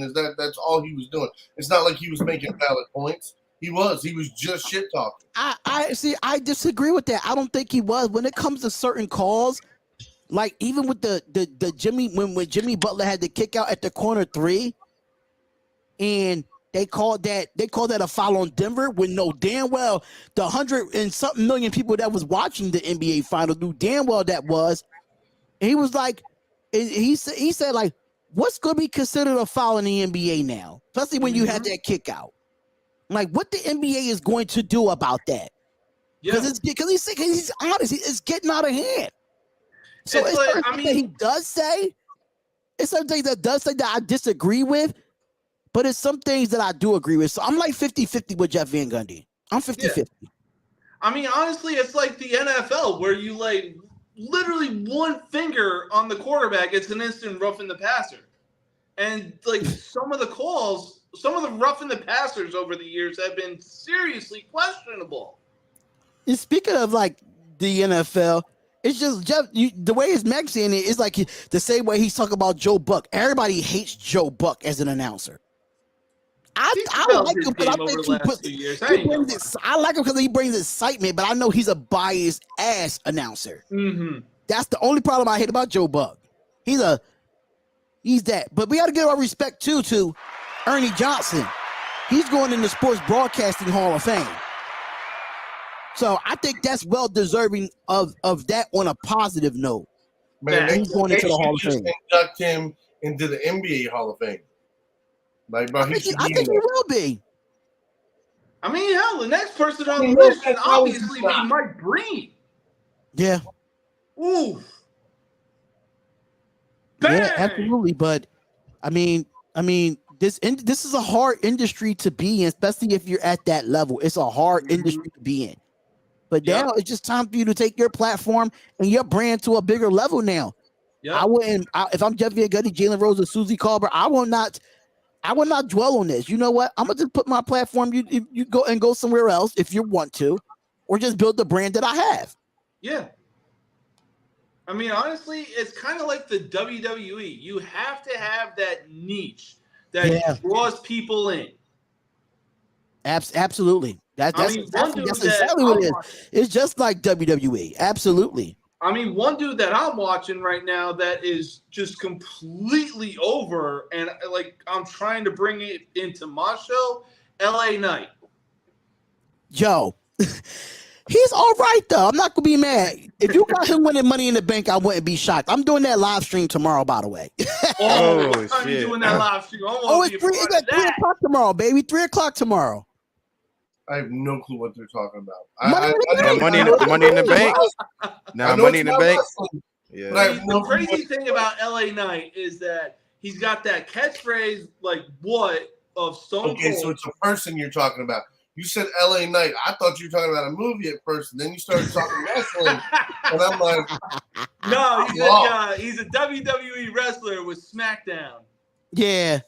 He's in the Money in the Bank ladder match. So just to give people that's watching or listening, and you don't know what Money in the Bank is. If you remember Money in the Bank back in the day in the early 2000s, where they had it as a match as WrestleMania. Now they finally made it into a whole event where the women have a Money in the Bank ladder match and the men have a Money in the Bank ladder match. And if you don't know what that ladder match means, it means that you have a contract and you can cash it in at any time for 365 days of the year. What was his name? LA Knight. Yeah, I mean, like I've been saying, he's got that catchphrase like Stone Cold. He's got, Stone Cold had what? And the dude sounds virtually identical to The Rock. Like the way I don't know about that one.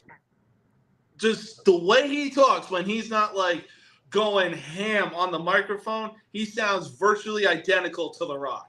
That's what a lot of people are saying. He's trying to sound like Stone Cold and Rock and Stone Cold. That's one of my favorite wrestlers right there. Oh, for sure. Boy. But no, I mean, I haven't seen him yet. I mean, LA Knight is all right. He's all right. Tonight, man. You go. If you watch SmackDown tonight, you'll see LA Knight tonight. I know I am. Look, I want to watch. Only reason why I really want to watch SmackDown because I really want to watch SmackDown because of the Usos. That's really why I really want to watch SmackDown. Yeah. Even though the event is tomorrow, and the build up that they have going into tomorrow, what they have the tag team with Roman, because they turned their back on the Bloodline, which I love. By the way, has been the best storytelling in the last few years, and I dare you to change my mind. The Bloodline storyline is the best in like 15 years. I'm gonna be completely honest. It's the best in 15 years. I'm gonna give it that. And you can tell there's Triple H all over it. Triple H is all over that storyline. That's Triple H storyline all the way. That's not a Vince McMahon storyline. No.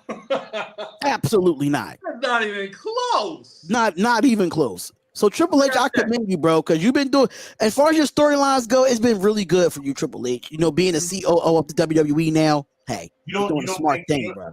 So I got a question. Does HBK still help him? No, HBK is actually running things down in NXT. He's the executive producer for NXT. Yep. For the younger guys. Yep. Yeah, so he's still in the business. He's just behind the scenes. Mm-hmm. Oh, no, I know that. So I know when Vince McMahon first stepped down for the first few weeks, he was there with Triple H. Right. Like I watch certain shit about WWE. Like I watch YouTube WWE, which is Triple H. The highlights. Yeah, the shit that's going on now, the behind the scenes, them working with guys, trying to get them to work through how the match is going to go. Stuff like that behind the scenes. Like I like watching videos like that. I'll agree to that. I mean, hell, you can even watch the documentaries about certain wrestlers on A&E at certain times on Sundays at times. Yeah. I love the treasure hunt. I love the treasure hunt videos. Dude, they're awesome. Oh my God. It just makes WWE that much better. It's nostalgic. Yeah. Nostalgic. I like when they doing A&E where they do the treasures where they try to find the original pieces of people's costumes. Yeah, that's what I'm talking about. When they found the original Undertaker jacket, the original one from back in when he had the purple on the inside, yeah. So I got a question. Do you think that's more iconic than the Ric Flair one? I mean, they already did the Ric Flair one the last season, so I mean, it's not as iconic, but it's there. It's up there. I'm gonna go controversial. Give me the short-haired American badass Limp Bizkit, Undertaker. You know what? He was good. He was good for that. Taker, though. He was good for that ruthless aggression era. He was good for. But if you want to go to Attitude Era, give me Ministry of Darkness, Undertaker. If you want to go Attitude Era, where he had Stephanie McMahon on the cross, what? And Vince McMahon was in it on the whole time. That man, that Undertaker was that boiling room brawl. Undertaker against Mankind. Yeah, the most iconic Undertaker fight. Hell in a Cell against Mankind. That's the best Hell in a Cell of all time. 25 years. You can't. Nothing can top that. Listen to me. That watching that with my brothers made them think that it was safe to throw me off a one-story house.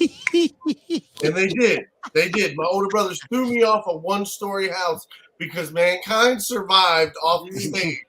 The only difference was they were throwing me in a bush, not a table.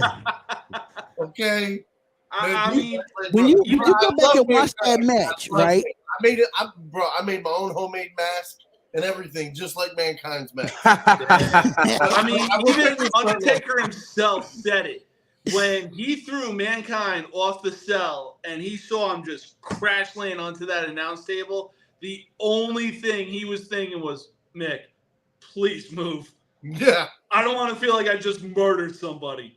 You know what, though? If you go back and look at that segment, right? Mm-hmm. You hear Jim Ross going off. You got to hear what Jerry the King Lawler is saying. He said he is broken in half. And here comes Jerry Lawler. Go, oh my God, he's dead. you gotta peep it though. You gotta peep it. If you go on the 25th anniversary of it, where it's Taker and Mick Foley sitting down watching it together, they laugh together. They laugh together and say, "Hey, look, they're talking about the Spanish announcer," and they're like, "Look, he doesn't even know Mick Foley's coming."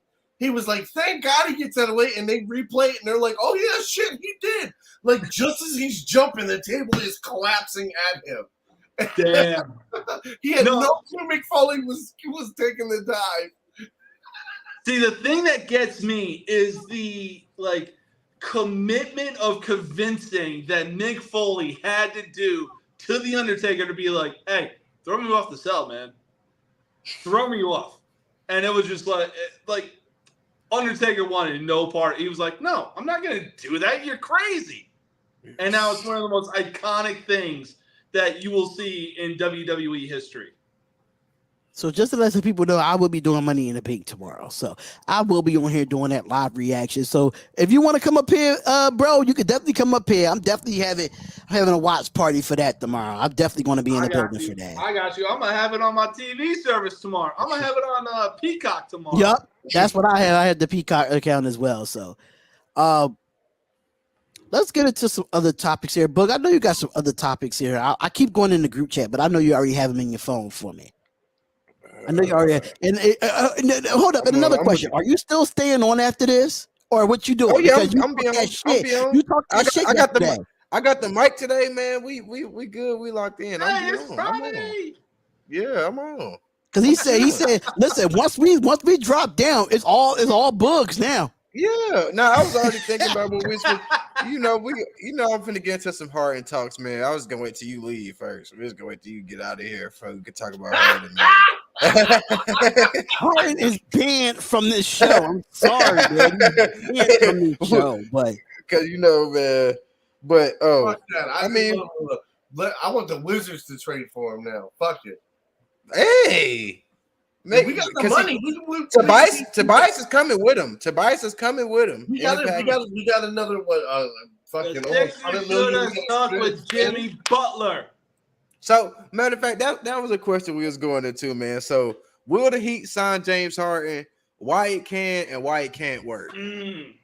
I want to hear D-Hop opinion. I'm not even gonna say this. Let me go last. Right, let's go, Mac. Mac unbiased. My segment gonna be like 30 minutes in itself. Give me 1 second. Guys. All right, No Mercy, what you think? So you said why it can and cannot? Yeah, whichever way you sway. So I'm actually gonna be surprising and say if James Harden signs with the Miami Heat, it actually could work because you got guys like Max Strus, Duncan Robinson, Jimmy Butler, just all them guys that can shoot from beyond the 3-point line. But you bring in James Harden, like it'll basically make those role player guys do what they need to do, get those vital points, vital rebounds, and it'll just make Jimmy Butler what he needs to do. When he was in Chicago, he was just that. Oh my God, Gabe Vincent has agreed to a 3-year, $33 million deal with the Lakers. $33 million, Gabe Vincent. Oh my God, that means Dame is coming. That means Dame has to be coming. Dame has to be coming. If they just, we got fucking rid of Gabe Vincent, bro. Gabe Vincent for $33 million to the Lakers. Gabe Vincent to the fucking Lakers, bro. Years? 1 year? 3 years for $33 million. What the fuck? Like, come on, the Wizards kindergarten got him. Yeah, nah. My Miami Heat is falling apart, man. They falling apart. That's a nice deal. Okay, Bron. Because you might need a little something. So now my question is this then. Hey, it's okay. It's okay. No, my question is this then. What they going to do with Russell now? Russell's gone. He's gone. He's out of there. He's out of there. Hey, it's okay. Miami Heat, they still got Caleb Martin. What's another top free agent? Who's the top guy right now? Let's see. Bro, clearly, like I keep Snowman. What's up, Snowman? What's Gabe up, Vincent, bro? Yeah, Gabe for $33 million to the. That is a good pickup for them, bro. That's a good pickup for them. Why you let him walk, bro? No, what were they gonna do? Especially with that price. I don't think Miami want to pay him that much. That's crazy. See, D-Hop don't want me to be. See, I'm gonna have to start giving y'all the rumors. D-Hop don't want me to be rumored. He don't like rumors a lot. He don't like the he want. I don't like rumors which I understand. But I just literally heard that earlier that they were probably gonna they were gonna move from Gabe Vincent because they didn't want to pay him. They didn't want to pay him all that. I was going to say, maybe this is a tactical move for the Godfather to try to bring in Lillard. Dame, him leaving, they have to be trying to bring Dame. Do you guys think about all the offers? But at the same time, the Trailblazers GM came out and said that they have no interest in trading Lillard.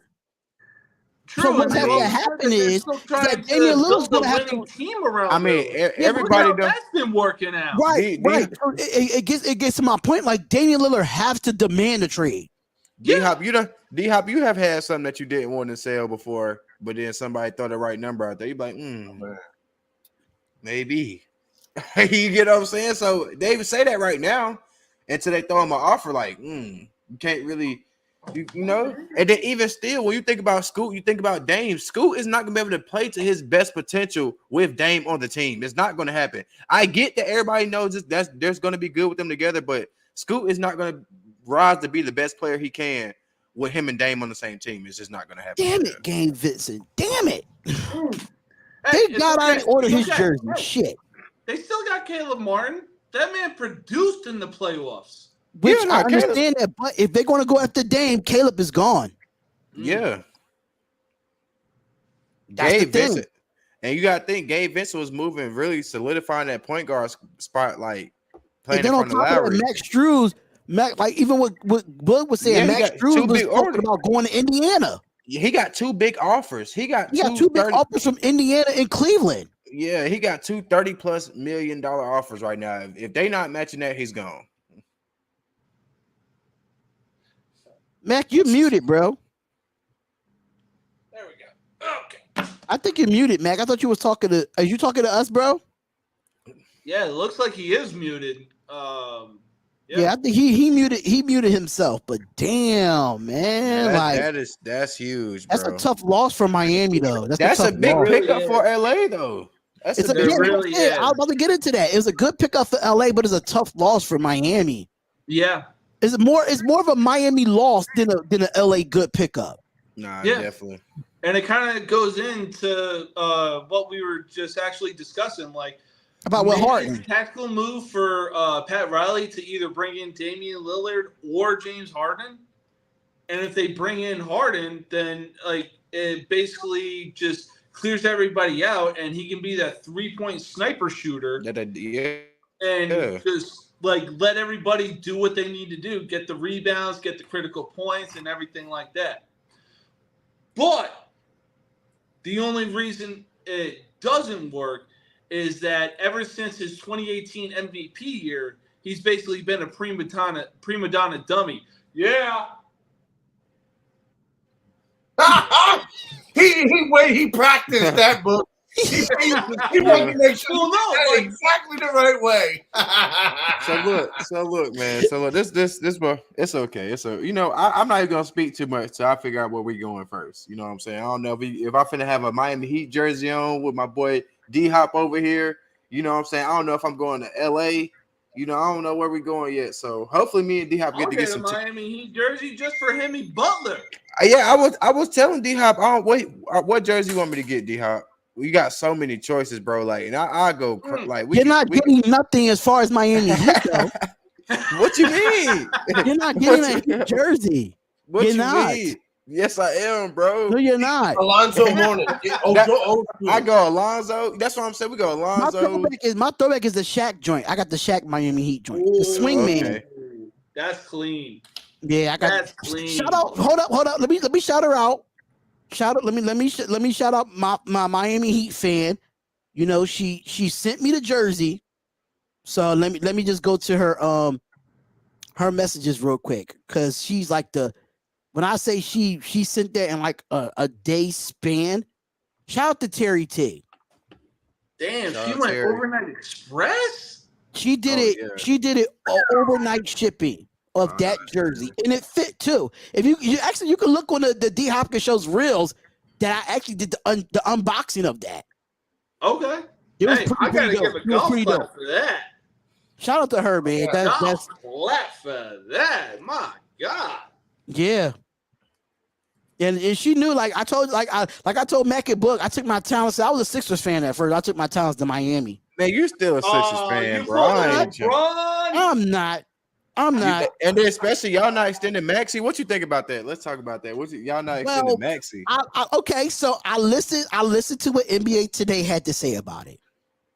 Now, if you extend him right now, when it comes to the luxury tax, they won't have enough cash space to give him the max that Maxey wants. So they said hold off right now until 2024, where mind you is a new CBA now. And now you could give him the max next summer with more cap space that the 76ers will have. No matter what happened to James Harden and his cap and his money, Tyrese Maxey will get the max next season because the 76ers have more room to go get more players on top of Maxey's getting the max. Bro, so luxury. So when it comes to cap space and luxury tax, right now it's not a good spot for the Philadelphia 76ers to sign him to an extension. That's why they are delaying it, because it's not smart right now to do it. But I get it. He's improved his percentage of shots. He improved his percentage of three. He's averaging 20 a game. Averaging 20 a game. So I understand that you want to. I understand the Sixers. It's more of money. They will have more cash space next season to give him the money that he deserves instead of him trying to lowball him this season. You know what I'm saying?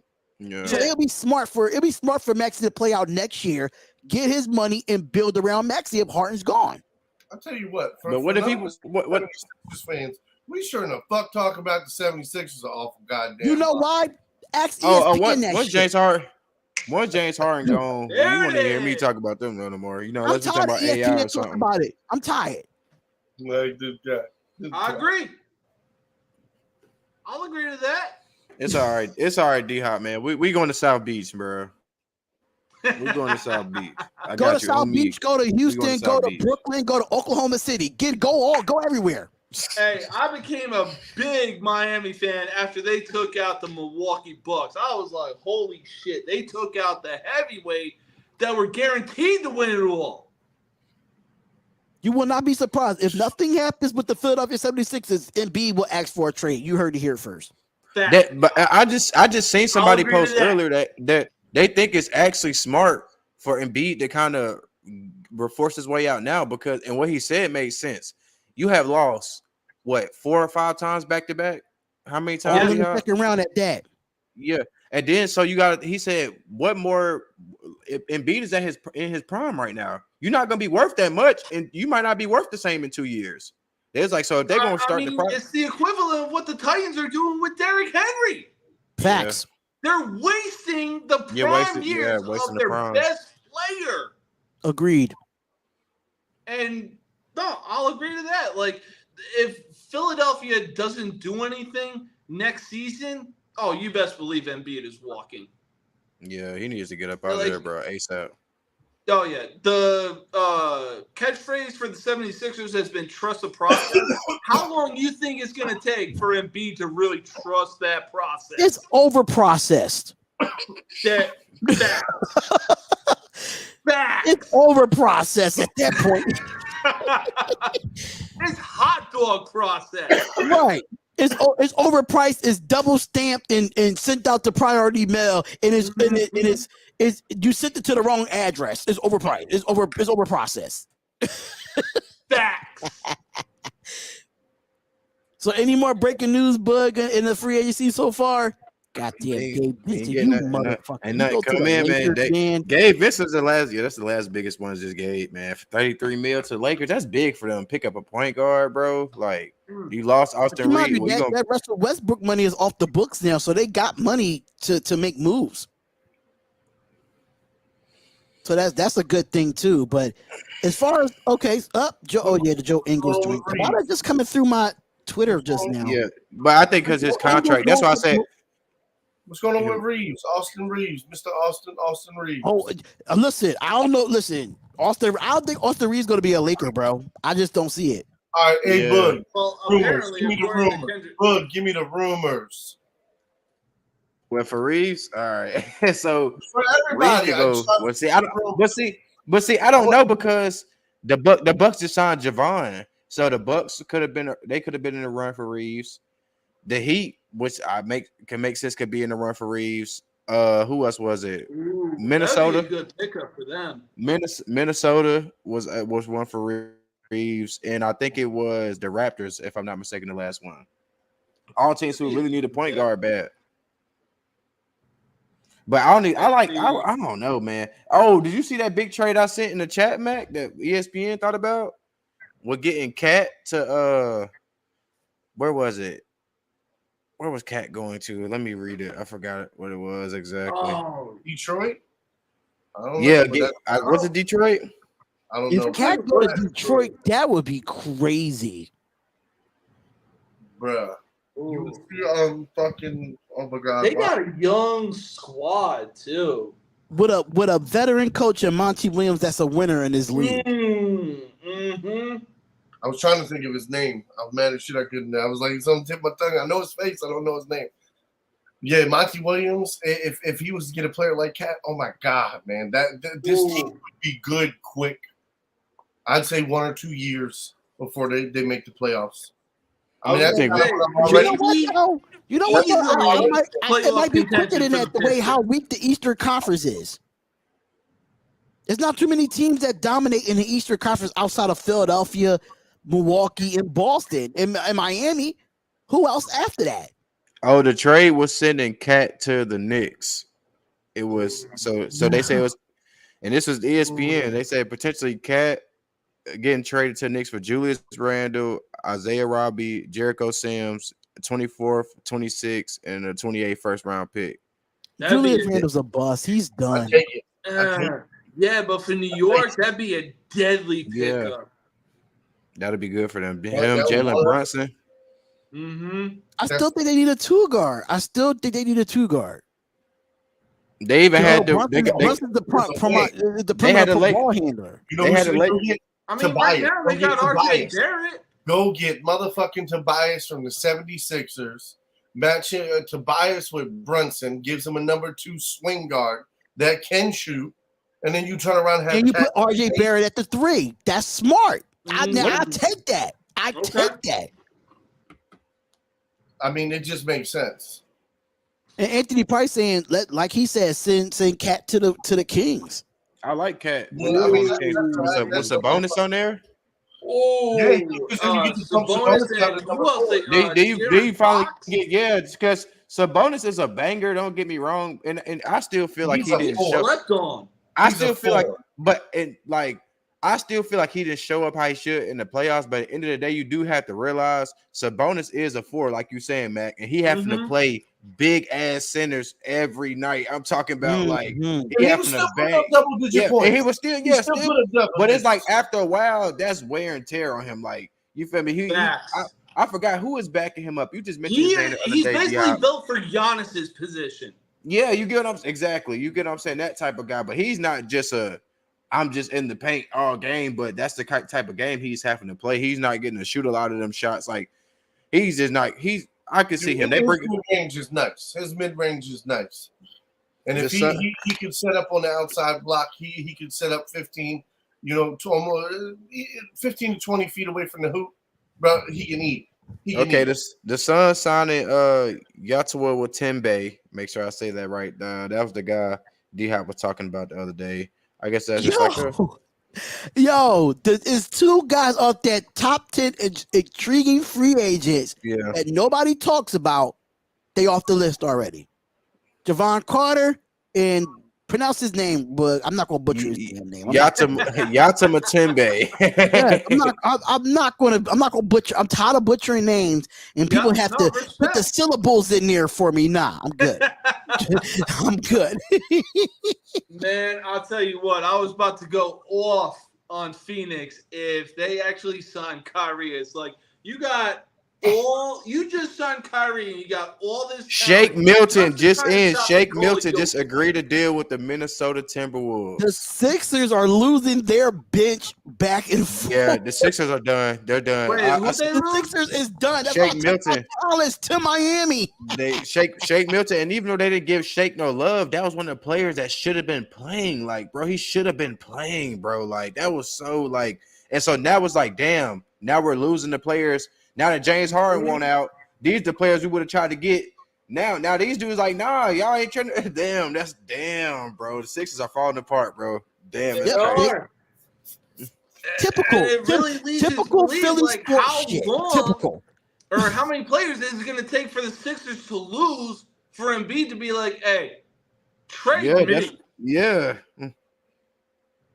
Shake Milton to Minnesota. Okay, get Anthony Edwards some help over there. That's not bad. I'm telling you, George Niang is going to be big for the Cleveland Cavaliers, and Shake Milton is going to help out the Minnesota Timberwolves. I'm telling you that right now. Yeah, I'll agree to that. They 2 young role players that they play their role at the best of their ability, and when George Niang is shooting the ball, he's on. Yeah, and you got to think they already got. They don't need to think about. They got Mobley, they got Allen, they got Donovan Mitchell, they got Garland, they got Seti Osman, they got Seti Osman, Imani Bates. You get what I'm saying? When all these guys, most of their small forwards, when they come in, they need them to shoot. They don't even need them to dribble the ball. They need them to shoot and hit threes and score. Seti Osman, Imani Bates. When you go Niang, Niang's kind of a 4, but a 3. All them guys, they need them to score when they come in. That's exactly what they need them to do. And Niang, he gonna shoot that ball. If he don't do nothing else, he gonna shoot that ball, bro. Right.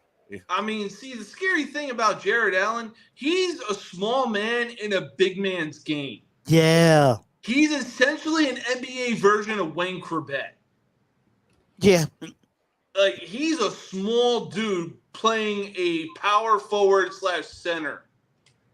And he plays bigger than his body, though. He plays way bigger than his body. Facts. And oh my God, does he play it to the T? It was the Lakers since this Braun last year. I'll trade AD. Trade AD. I mean, maybe. I mean, it's been rumors about how LeBron's not happy with AD at this point. Oh, okay. They dropped the bag on him. They gave him 10 mil. Shake Milton gets 10 mil from the 10 mil. Shake Milton won't even get net with the Philadelphia 76ers. He was barely getting $1 million. Barely. Yeah, 10 mil 2 years, bro. That's a deal. Damn. So I mean, everybody's do you literally blame LeBron with like D- being unsatisfied with AD? Dude's made of glass. Yeah. He is made of glass. Oh my God. I was listening to Greenberg one morning, and I Oh my think God, he bro. said that. I think he said like he is a soft version of like Andre Drummond or Dwight Howard or somebody. He's just a soft version of a big man. Like he just keeps I getting wouldn't injured. call him soft. I consistently. would call him injury prone. I would not call him soft because Ma- AD can play nasty. Mac, you know what the trend is on When Twitter he's right now? on, he plays No. nasty. But when it comes to him getting We trade injured, Kuzma. he's made of glass. The trend on the trend on Twitter is y'all signing Kuzma to that dumbass deal, bro. Everybody is literally talking about that shit. Everybody is talking about that shit. It says reacting to Kuz 102 million deal. I mean, that shit is crazy. Everybody is pissed off. Hey, Damn. Washington, there's only one way to sum you up. Dummies. Yeah. Damn. I mean, but I guess like you just said, like you said, D-Hop, him coming off I still don't agree with it, but him coming off all time, I mean, well, career high, his career, basically a career high season. Let's just say that. But bro, I just feel like it's superstars in the league that's not even getting that right now, bro. 102. I would have seen if he would at least gave him 65, 70. I would have been okay with 65, 70 mil for 4 years. 75 tops. Yeah, 75 tops, but my lowest would have been 60. Yeah. But 108? Yo. No. And I got some diehards.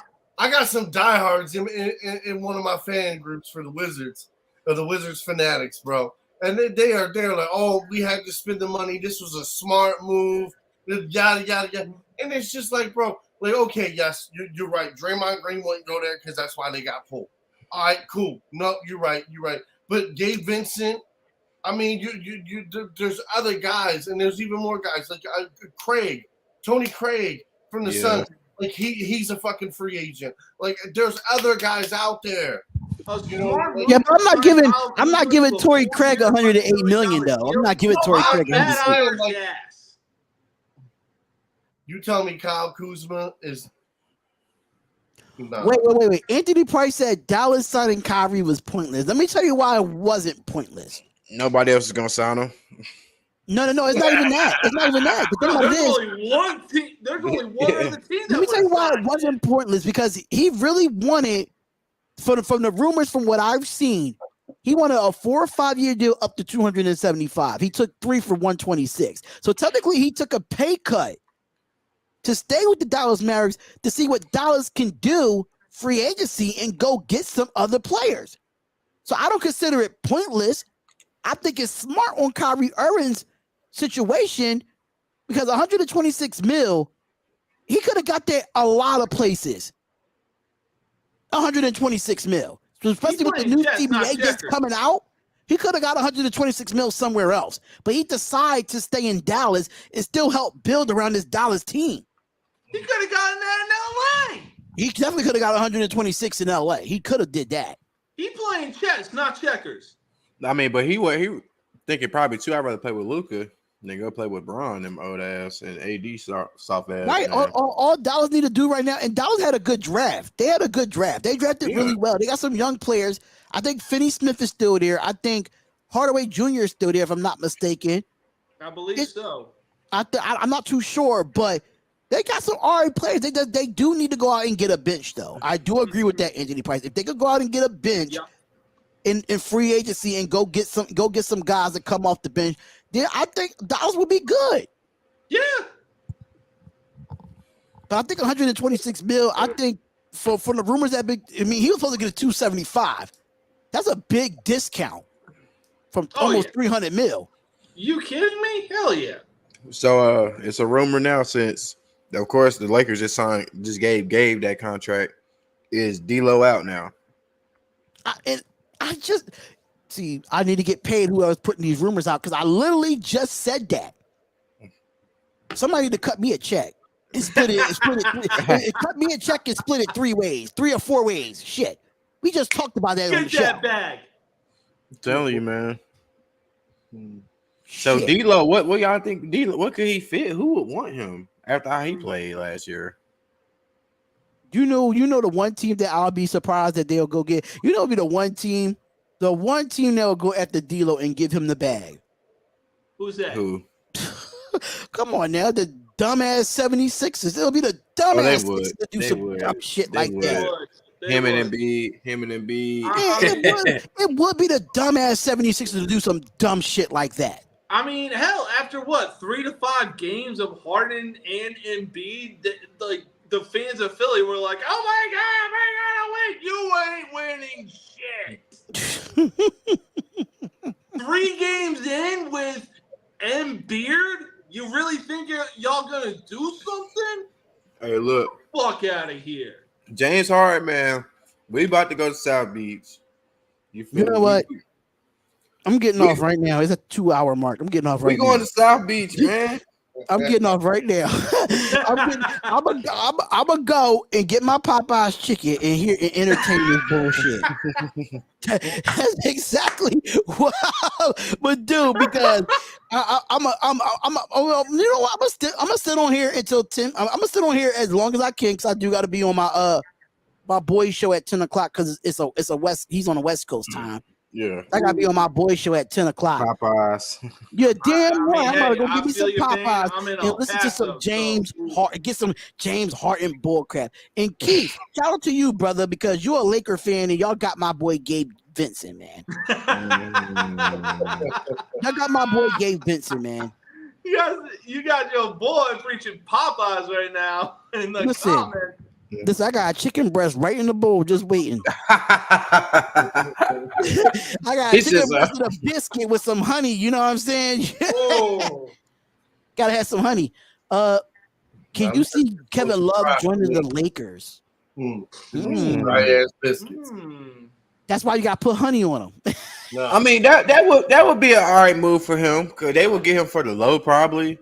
They'll probably get him for the low. Yeah, he will take a veteran minimum contract for sure. And then you get him with AD and Kevin Love's not all that, but maybe he spread the floor out and so he let AD more focus on the paint.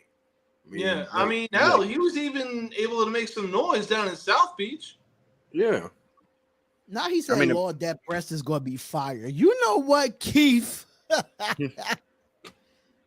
You know what? But yeah, man. So I'm tired of talking about Harden, but leave me the hell alone, all right?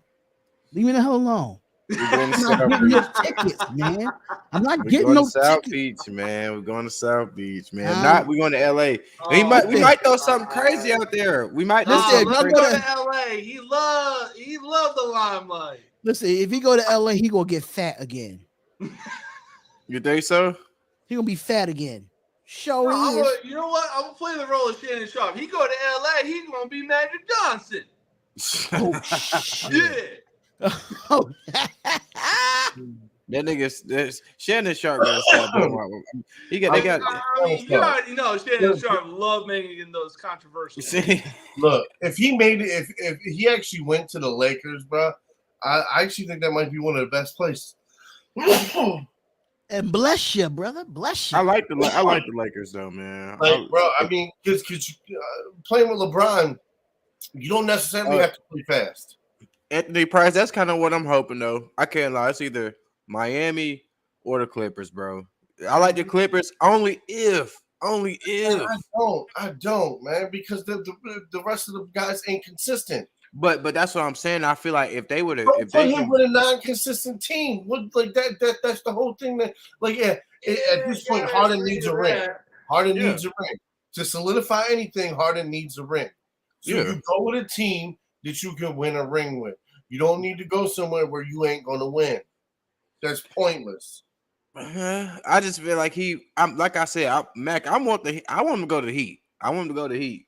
For me, go with Jimmy Butler, and then regardless, even like how D-Hop and them be saying, I want him to be in that type of culture. Like, you feel me? Like he gonna. I want to start seeing him slide on defense, put his hands out. You get what I'm saying? He's gonna start to do stuff. I feel like that eventually when you just playing with the players like, or you are practicing and playing with players like that over and over again. Like, I mean, that's true. And like who's even playing point guard? Who's playing point guard in you Miami? got that Louisiana. I mean, they still got Lowry right now. I mean, they just gave Gabe up. So they got Lowry right. A free agent. But yeah, no, I think Lowry might still be there. Pat Riley is to the NBA what Bill Belichick is to the NFL. Like he is that kind of guy that can put players in check and bring out the best in them.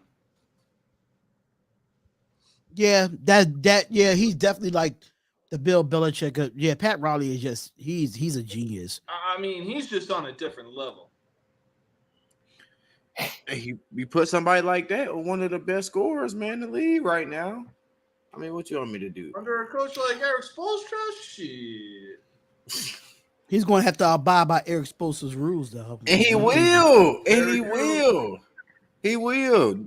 You keep saying that like Doc Rivers had any rules for him to abide by. I don't know. I'm not in that organization to know. So I can't say anything. Oh, my God. I can't say anything. Oh, my God. I know that Popeye's chicken is more good than watching James Harden play. Man, you crazy, man. You crazy. Do you know what it feel like to watch 3 months of your favorite player just score 30 points just back to back? Do you know what that feel like? Have you ever witnessed your favorite player do that? Do you know what it feels like to go to 4 Western Conference Finals and don't win none of them? You know what that feels like? Yeah, but do you know who we was playing? You was in the Eastern Conference. Hold on. I'm happy you threw that out because we was in the Western Conference Finals that was tough. You was in the Eastern Conference Finals that was what? And we lost to the same team that's still the Boston Celtics that was better than them Houston Rockets teams. Oh my God! You talking the same? Y'all Boston in the same boat. Boston did the same thing. They made it. Boston the same. Jason Tatum been to a final. Harden hasn't. Miami was an 8 seed that took out the 1 seed that was the juggernaut to win all this. Now I think when I had read an article about that, bro. I think they got something. I think they be planning something with that or how they pull that out. That's like they done did that like 2 times. I think it was 2 or 3 times I done read that 8 seed thing. They might got a little plans antidote going on with that, bro. I mean, like really think about it though. If the Milwaukee Bucks made the NBA Finals and they were playing the Denver Nuggets, who really won in that series? Oh man, Caleb in that series. Caleb Martin makes a post saying he's heartbroken after Gabe Vincent signed with the Lakers. He has every right to feel like that as a Heat fan. He has every right to feel like that, man. Damn, man. But I mean, that's what them guys came there for, bro. At the end of the day, too, people do have to understand. Like a lot of them guys, like they said, was undrafted. Or unsigned free agents or undrafted and stuff like that, like G League players, bro. Them guys came a long way. They came a long way, and they trying to get that bag now. We done went far. We done went far twice. We really 3 times, and it's time for us to get that bag now, bro. And maybe we can still go somewhere because we done proved so much on the court and our abilities. Now we can go to a contender team. Like, I mean, I honestly gotta like me personally. I'm in the same ship of like Dennis Rodman. And when James Harden first went to the Rockets, you come together with certain type of players that you really think could be a contending team for a title that you think you're going to be with forever. And then just in an instant, everything changes. And it's like, it sucks. But at the same time, you got to think to yourself, it is a business. Yeah, I'm going back and forth with the Wizards fan group chat, man, because they blowing my phone up because I give my honest opinion. I was like that was a bullshit sign. We shouldn't have signed Kuzma to that deal. Like we could have signed him at a better deal. It threw Mac all the way off, y'all. He ain't been the same since then. I got 3 different groups I'm chatting with right now. Like He has not been the same since he got that Kuzma news. Look, I just got a message in the my chat. phone down a minute ago. I already got six responses. Wait. What message in the chat that you Now got? it's a group chat I'm in with some people, and this dude was making a joke. He a Curry fan. Well, he'll go to State fan. He's like, I want to throw something out there. He said, "What if we trade CP3 for James Harden?" Wow, That's not going to happen. Around to come back. Hell no. They could have traded for him a fucking couple weeks ago. He said he don't think they're going. He said he think that he's been seeing the thing with Clay and Curry saying they ready to play with Chris, but he don't think Clay's going to stay. He don't think off on that one. He said he don't think Clay's going to stay. Thing I've been saying when I said that if I was the commentator and I saw the DeAndre Jordan dunk on Brandon Knight, I'll throw my headphones down and just walk. Yeah, hell nah. Yeah. No. I forgot Brandon Knight. Oh, people don't know about Brandon Knight, man. Brandon Knight was good. Since that dunk. Yeah. It just that dunk live television. That dunk just kind of it fucked his career up bad, bro. Facts. That dunk ended his career.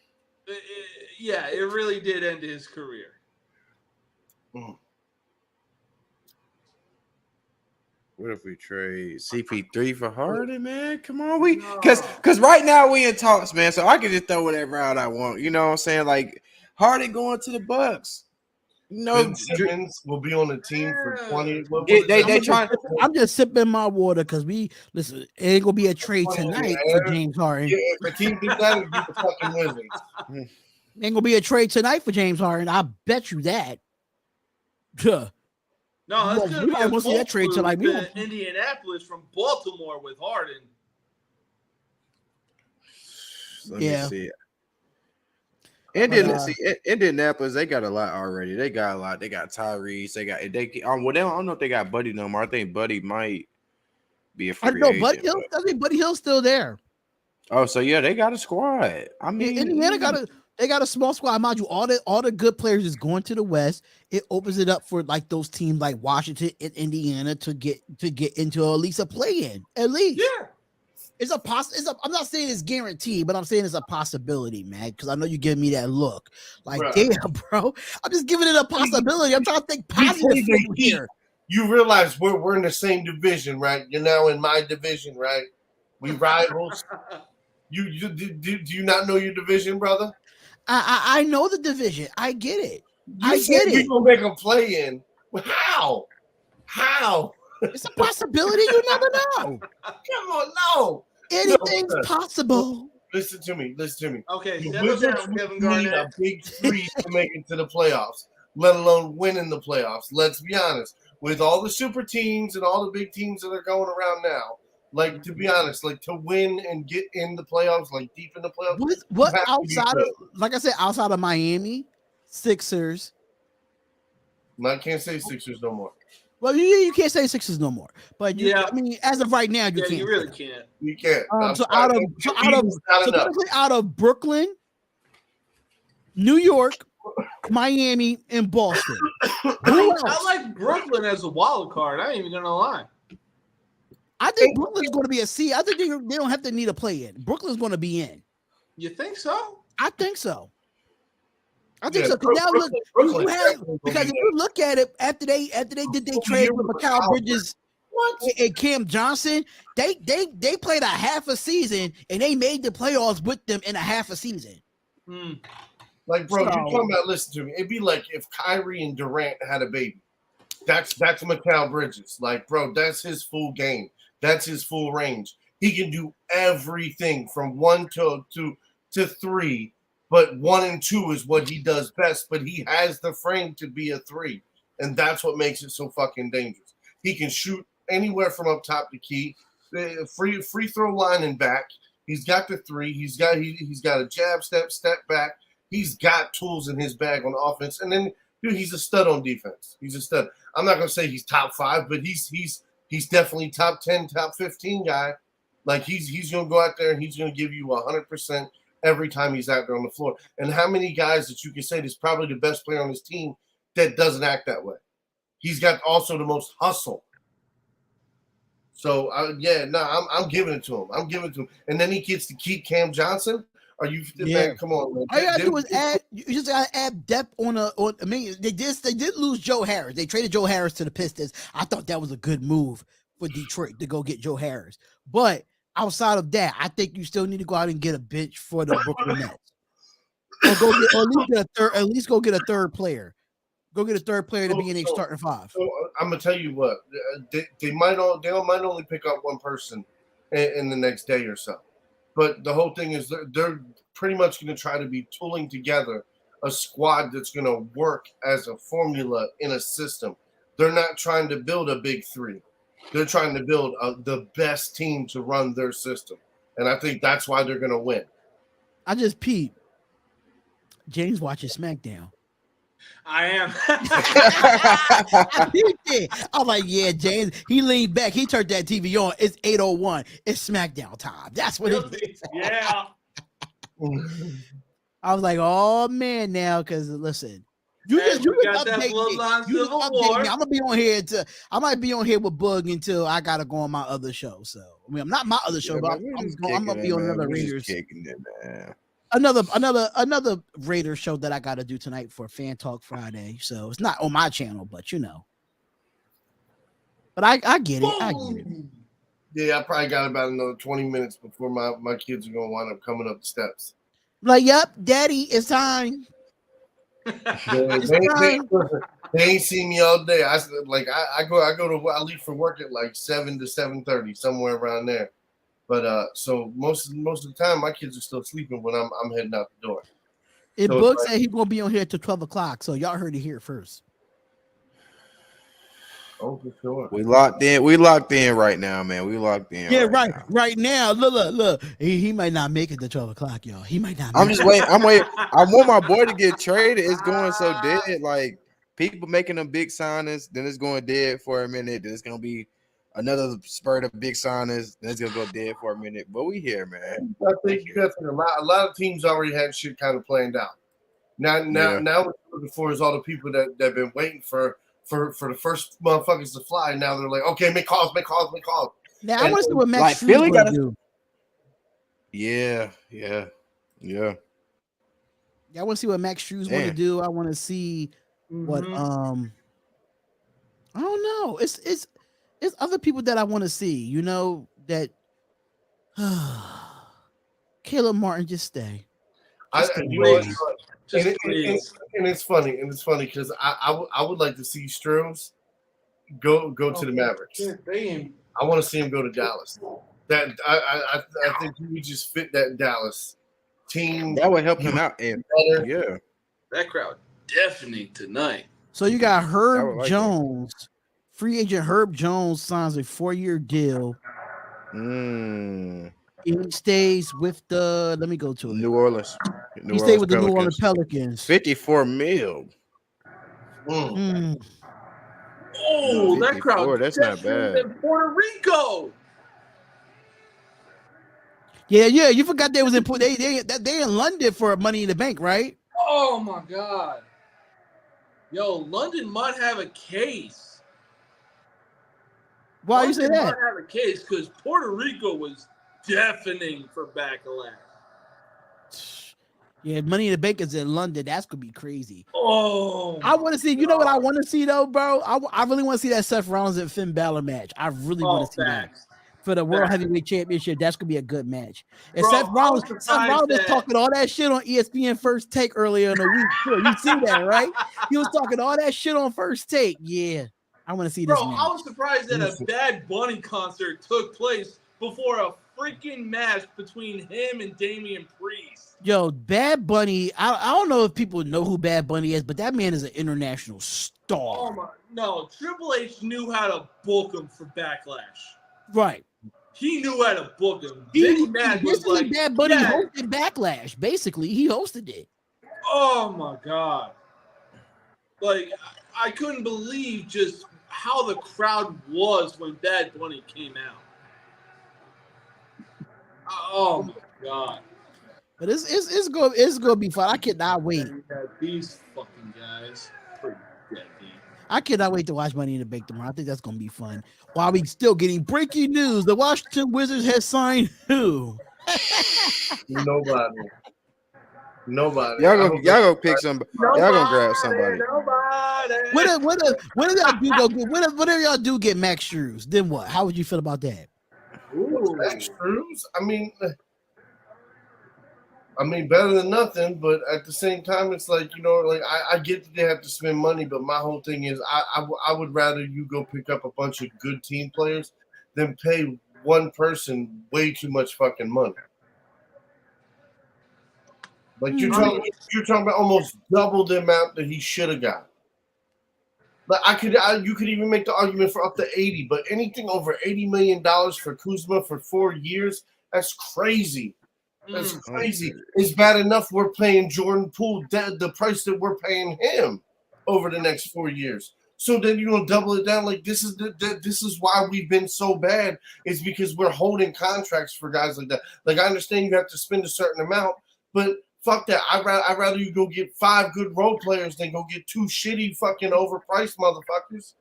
Facts. But my whole thing is I would rather you go get, if you want to coach up guards, go overpay Marcus fucking Smart to come in and help teach your guards how to fucking play. I mean, you get so many like PJ Tucker. Go get a PJ Tucker to teach your forwards how to play. Go get Roper. Go pay them guys. Those are the type of guys that should be overpaid in this league. Not guys like Kyle Kuzma, who literally does zero other than what he can do on that court. Yeah. That's it. That's all you're paying for. And you're overpaying. You'd have a better chance like signing. I don't know about Max a PJ Tucker being overpaid, but Duncan Robinson to that kind of deal. I'm saying I would rather overpay PJ Tucker. I wouldn't. I mean, but bro, again, he's an on the court coach. He's a guy who helps make other players better. Yeah, I can get that. I get that part, but it's as like Haslam. Why do you think I'm not paying PJ Tucker $100 million not to play any offense. I'm sorry. I mean, but I'm saying though. I mean, I pay him 50. I pay him 50. I definitely give him 50. You know what I'm saying? Like that might be a little overpriced. I'd take him for 50. That's reasonable. Again, if everybody values him at 16, I'll overpay him at 20 because I know what he's going to bring to my team, and I know how he's going to help my young guys develop. He's not a me guy. He's a us guy. Mm-hmm. And that's what you need to have gel with your young guys, especially if you're supposedly rebuilding your core. So that you have to rebuild it with the right players to bring the right mindset and the right mantra. Because what big name person with that type of mantra have they brought into the organization? None. You got a point. You got a point. You can change the mantra in the front office, but until you do it on the court and until you do it with the coaching staff and the training staff and the whole organization, nothing's changed yet. Kuzma's not a change. You're keeping the same thing that was here, unless you're going to trade. I mean, I say give it a shot. I say give it a shot because you got your guard in Jordan Poole. You got Kuzma. You went on and got some draft. You went on and got some draft picks. I mean, I know the only thing you're really missing is a true big, and Porzingis is not there anymore. So I just feel like give it a shot. Understand that Kuzma is overpaid, but they might be better than they was last year. You just never know until you actually see them get on the court. Give it a shot. On paper, they're not even close to being nearly as good as they were last year. That's what I'm saying. Like, I think younger is better. From what it looks like right now, they'd be lucky to win 20 games. I don't know about that, but I mean, he said, "Mac, you sound like a Ravens fan." He is a Ravens fan for real, Anthony. He is a Ravens fan. Hey, shout out to that green screen though. Baltimore. Ooh, that shit fire. I want to know where the hell you found that at. You Googled that? Yeah, Canva. Y'all realize he be switching it up. He got another. You should. Y'all realize he be switching it up. He got another one he be having too. It got like 4 teams on the back. He be switching it up, going back and forth between the green screen. The fact that it has the 2 bird teams of Maryland. Oh, So are you a Maryland? Are you a Maryland Oh, Terps look, he done fan switched too? it now. He done See? switched. Yeah, look, He's he a done Terps switched. fan too. Yo, Hey, how do you feel hold about on. Tua's younger Wait. brother on the Terrapins, Do y'all though? peep the two crabs on the end? Do y'all peep the crabs on the end? Nobody's crabs is better than Oh, I Maryland. didn't even see that. I didn't even Especially see Baltimore that. crabs. Hands down. I don't care what you say. Louisiana, Y'all got good crab? boil them and all that crap with lemons and stuff like that. Yeah, I mean, You hey, eat Maryland, seafood. they know how Listen, to do crab cakes. Jimmy Seafood. Go to Jimmy Seafood for crab cakes, for crabs, soft crabs, everything. Jimmy Seafood, it don't matter where you talking about in the world. I put them against anybody. The best crab. Hey, I'm gonna just say this. I'm gonna go to that one restaurant that was on Man vs. Food in Maryland, where he went for pit beef, and he got a sandwich called the Raven. The Raven. It was like Jimmy's pit beef or something. I'm gonna find it, and I'm gonna send a link in the group chat. I know for a fact it was I've been to on Man Baltimore a vs. few Food. times, and that whole strip near the stadiums is just lit over there. Mm-hmm. That whole strip in itself is lit. Okay, And the debate gets heated. Jimmy Seafood Knicks is over report East could. Baltimore. Chaps The Pit Knicks- Beef. Yeah, shout out to Chaps Pit Beef. That is definitely one of the hottest spots. Right in front of the Gentleman's Gold Club. And you know what though? A few years back when I went and visit in Baltimore. I stayed at the hotel right on that strip where the stadium is. I think it was the Hill, not the Hilton. It was something. I know it was a hotel right on the corner, right across from the Oilers Stadium.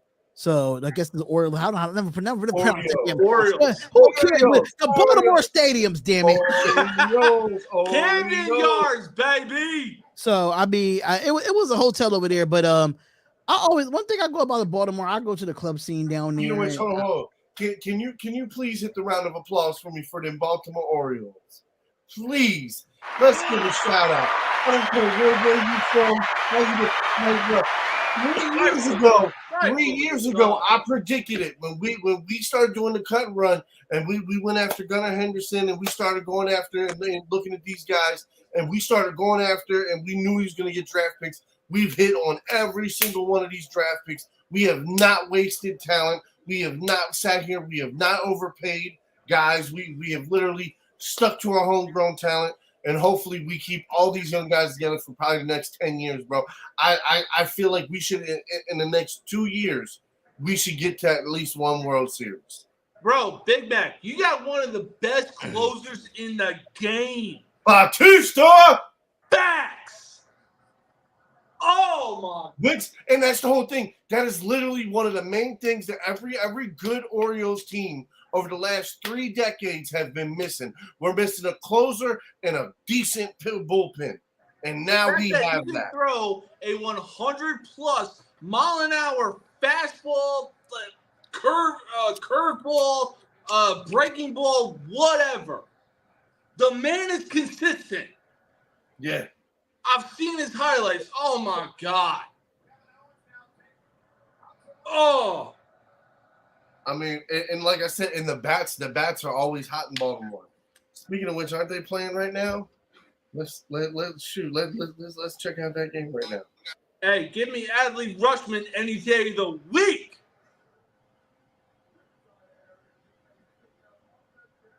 All right, we're in the first inning. No scores. Okay, all right, but yeah, okay, dude. I mean, listen.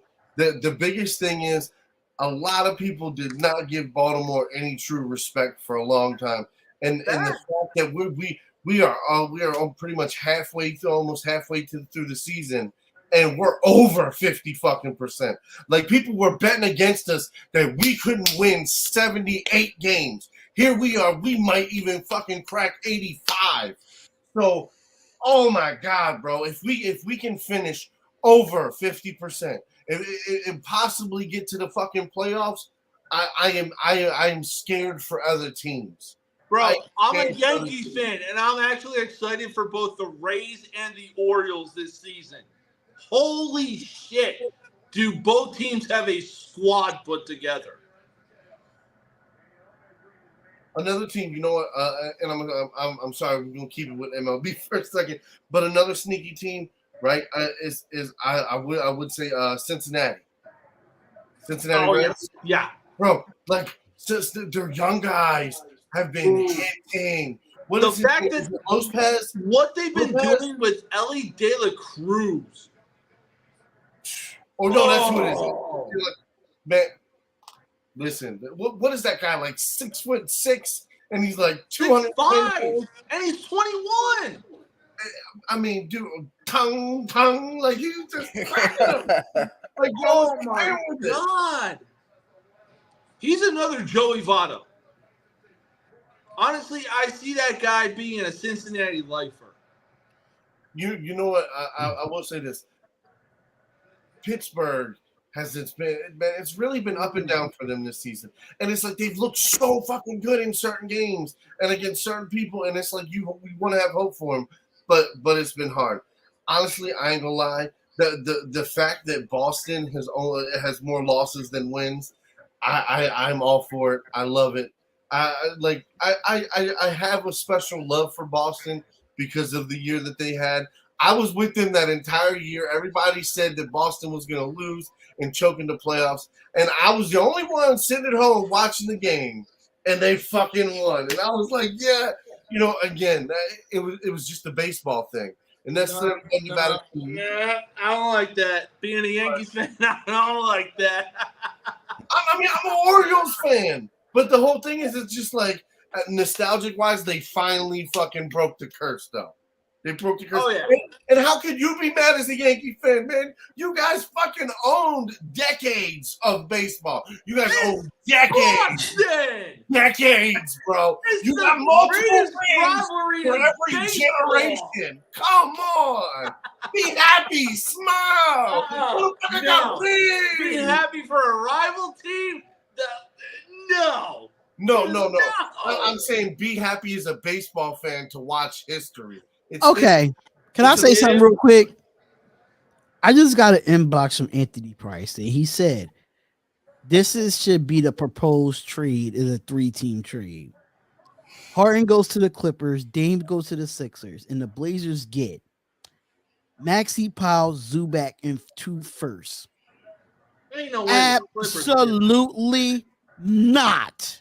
Ain't no way the Clippers would ever give up Zubac.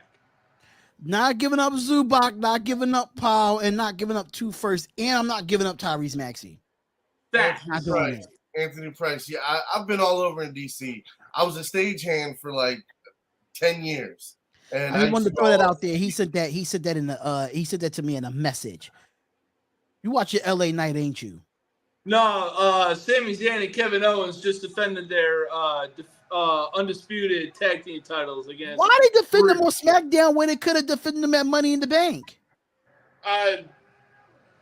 They too. They got to make a statement. They defended them against Pretty Deadly.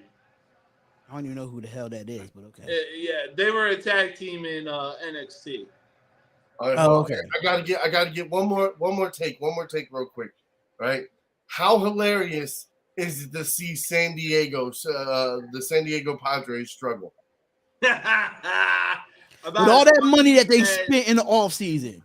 Man. It's not as funny as seeing the New York Mets struggle. Well, if you're a Yankee fan, you're loving it.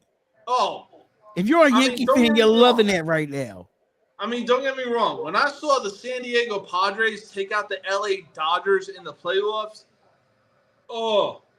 it had me thinking, you know what? 3 things are inevitable in life in the world of baseball. Death, taxes, and the Dodgers losing in the playoffs when it's 162 games.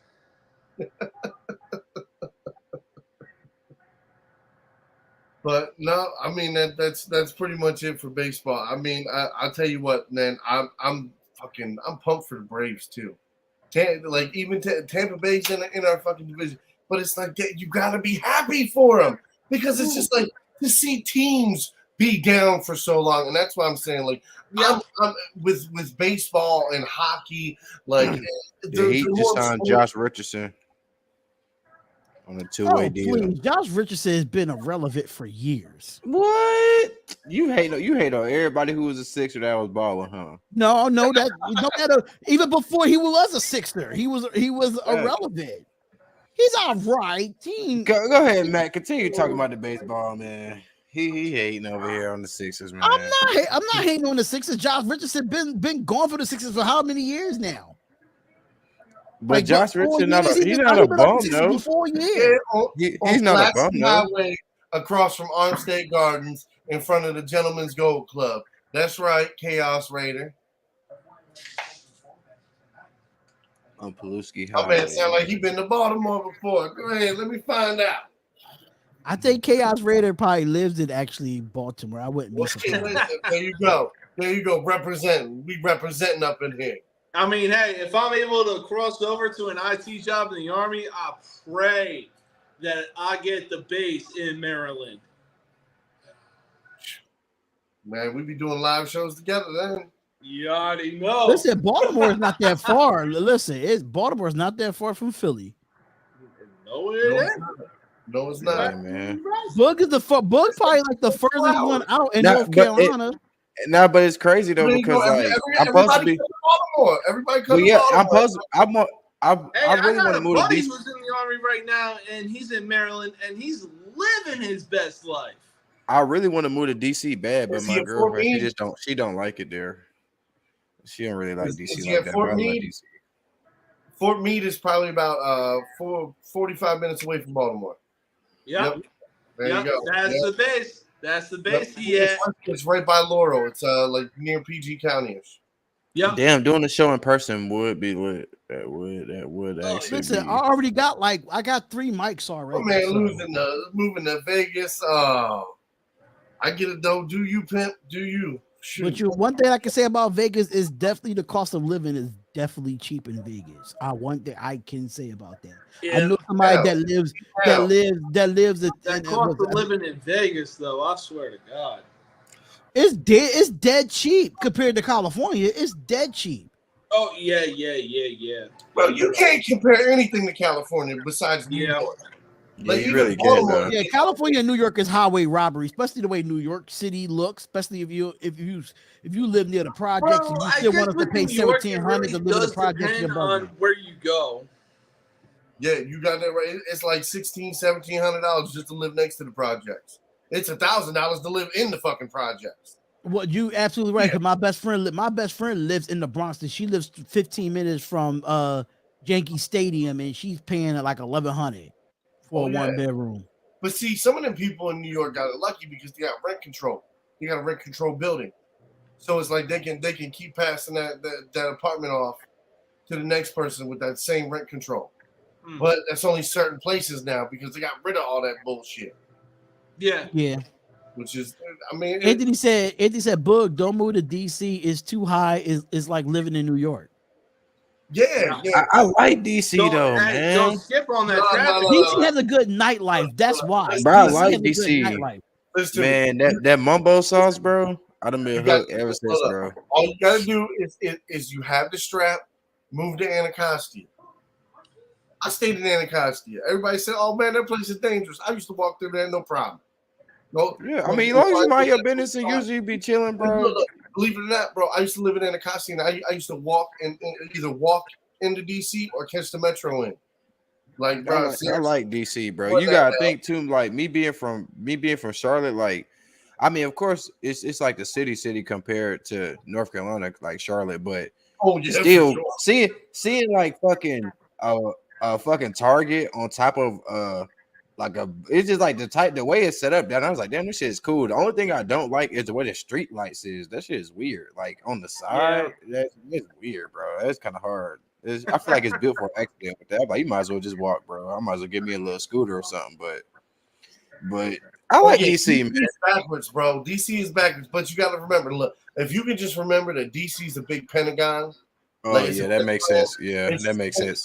That makes sense. That's what it is. It's just a big pentagram with this side is A, this side is numbers. You know what I'm saying? You got alphabetical and numbers, and then go from there. And it literally just spreads out.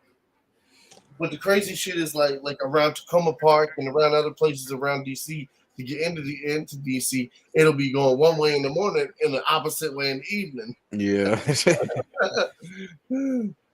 I like DC, man. I want to move there. I want to move there. But it's crazy how I brought up doing the show in person because I was gonna move back to Cleveland, but just for probably a little while. But DC might not be a bad move, man. Y'all think moving towards Baltimore? Y'all thinking we're trying to get do the show in person, man? It can be expensive though. I'll tell you that. Nah, I already know. Facts.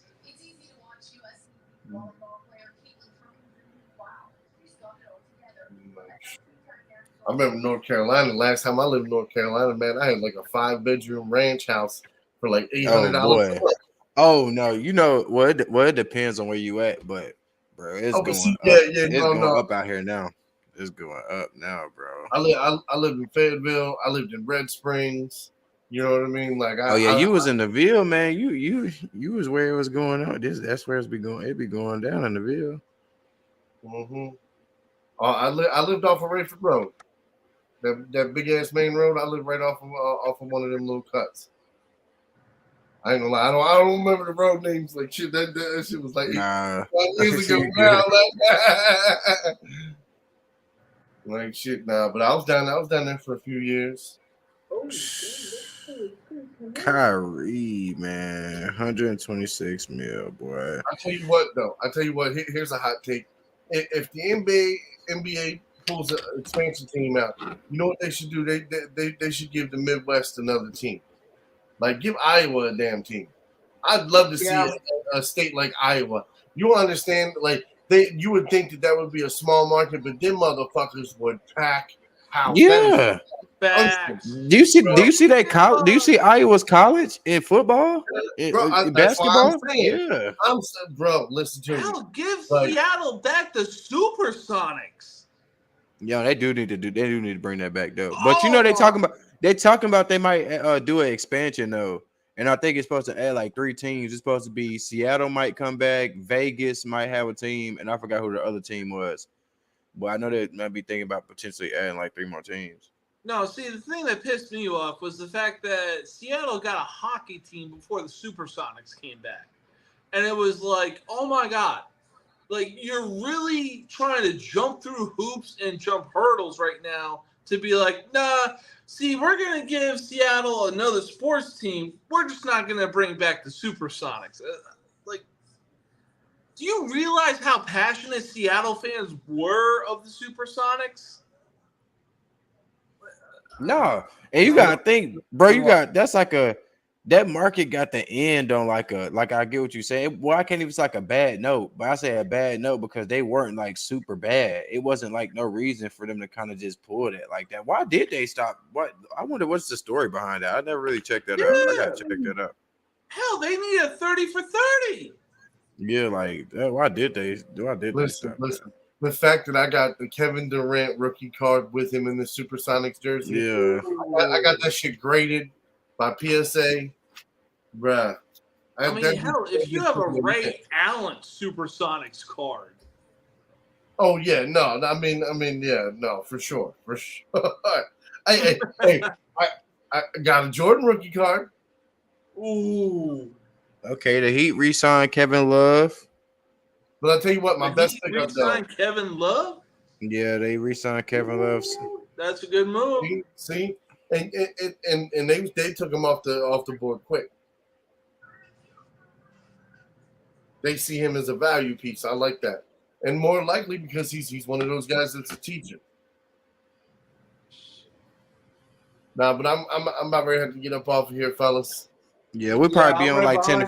We'll probably be on like 10, 15 more minutes. But I'm gonna be back on my channel later. Y'all will probably just take a break, go eat, smoke one. We'll be back on. Y'all tune in, man. Y'all, you know, y'all gotta get y'all sleep tomorrow or whatever. But I'll still be on here. It's Friday. Oh yeah, well, Matt gotta work tomorrow. Yeah, he's talking about me. Okay. Yeah. I gotta get up early in the morning. I don't know if y'all saw in the group chat, but I'm coaching 6-year-olds, so they. Oh, how that's going? It's going. Actually, it's pretty dope. It's pretty dope to feel good. It's just you know what it is about 6-year-olds. They fucking attention span, man. Your attention span Yeah. is like, but hey, I'm learning the kids. They got a football camp at 10:30 tomorrow, but I can be up all night and get up early. That's one of the problem with me. Look, you look. All you got to remember is look, when you're coaching kids, the biggest thing that I can remember and I took away from that, like I only did it for like 3 years, but I did it long enough to I realized, especially when they're younger, like you got to make it fun for them. If you make it fun absolutely. For them, bro, like bro, they'll pay attention and they'll do stuff.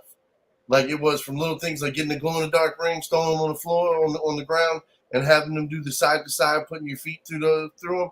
Bro, like little stuff like that, they love that shit. But yeah. I mean, all right, guys, I gotta go. It's 8:30. Peace, love, and happiness. Boog, keep me posted all night. I got you. Big Mac. Keep sending them to me. So Bill, you gonna stay on this one, or you gonna end it and then you start another one? I might actually. Oh, I might as well start it back up on here. Well, you gonna be back on tonight? You on tonight anytime? I might be back on. You doing? I gotta see what time the other podcast is over. Yeah, I just matter of fact, can I just do my channel anyway? I need to start. I'll do my channel because I know you probably be doing wrestling and stuff. So no, I ain't doing wrestling until tomorrow.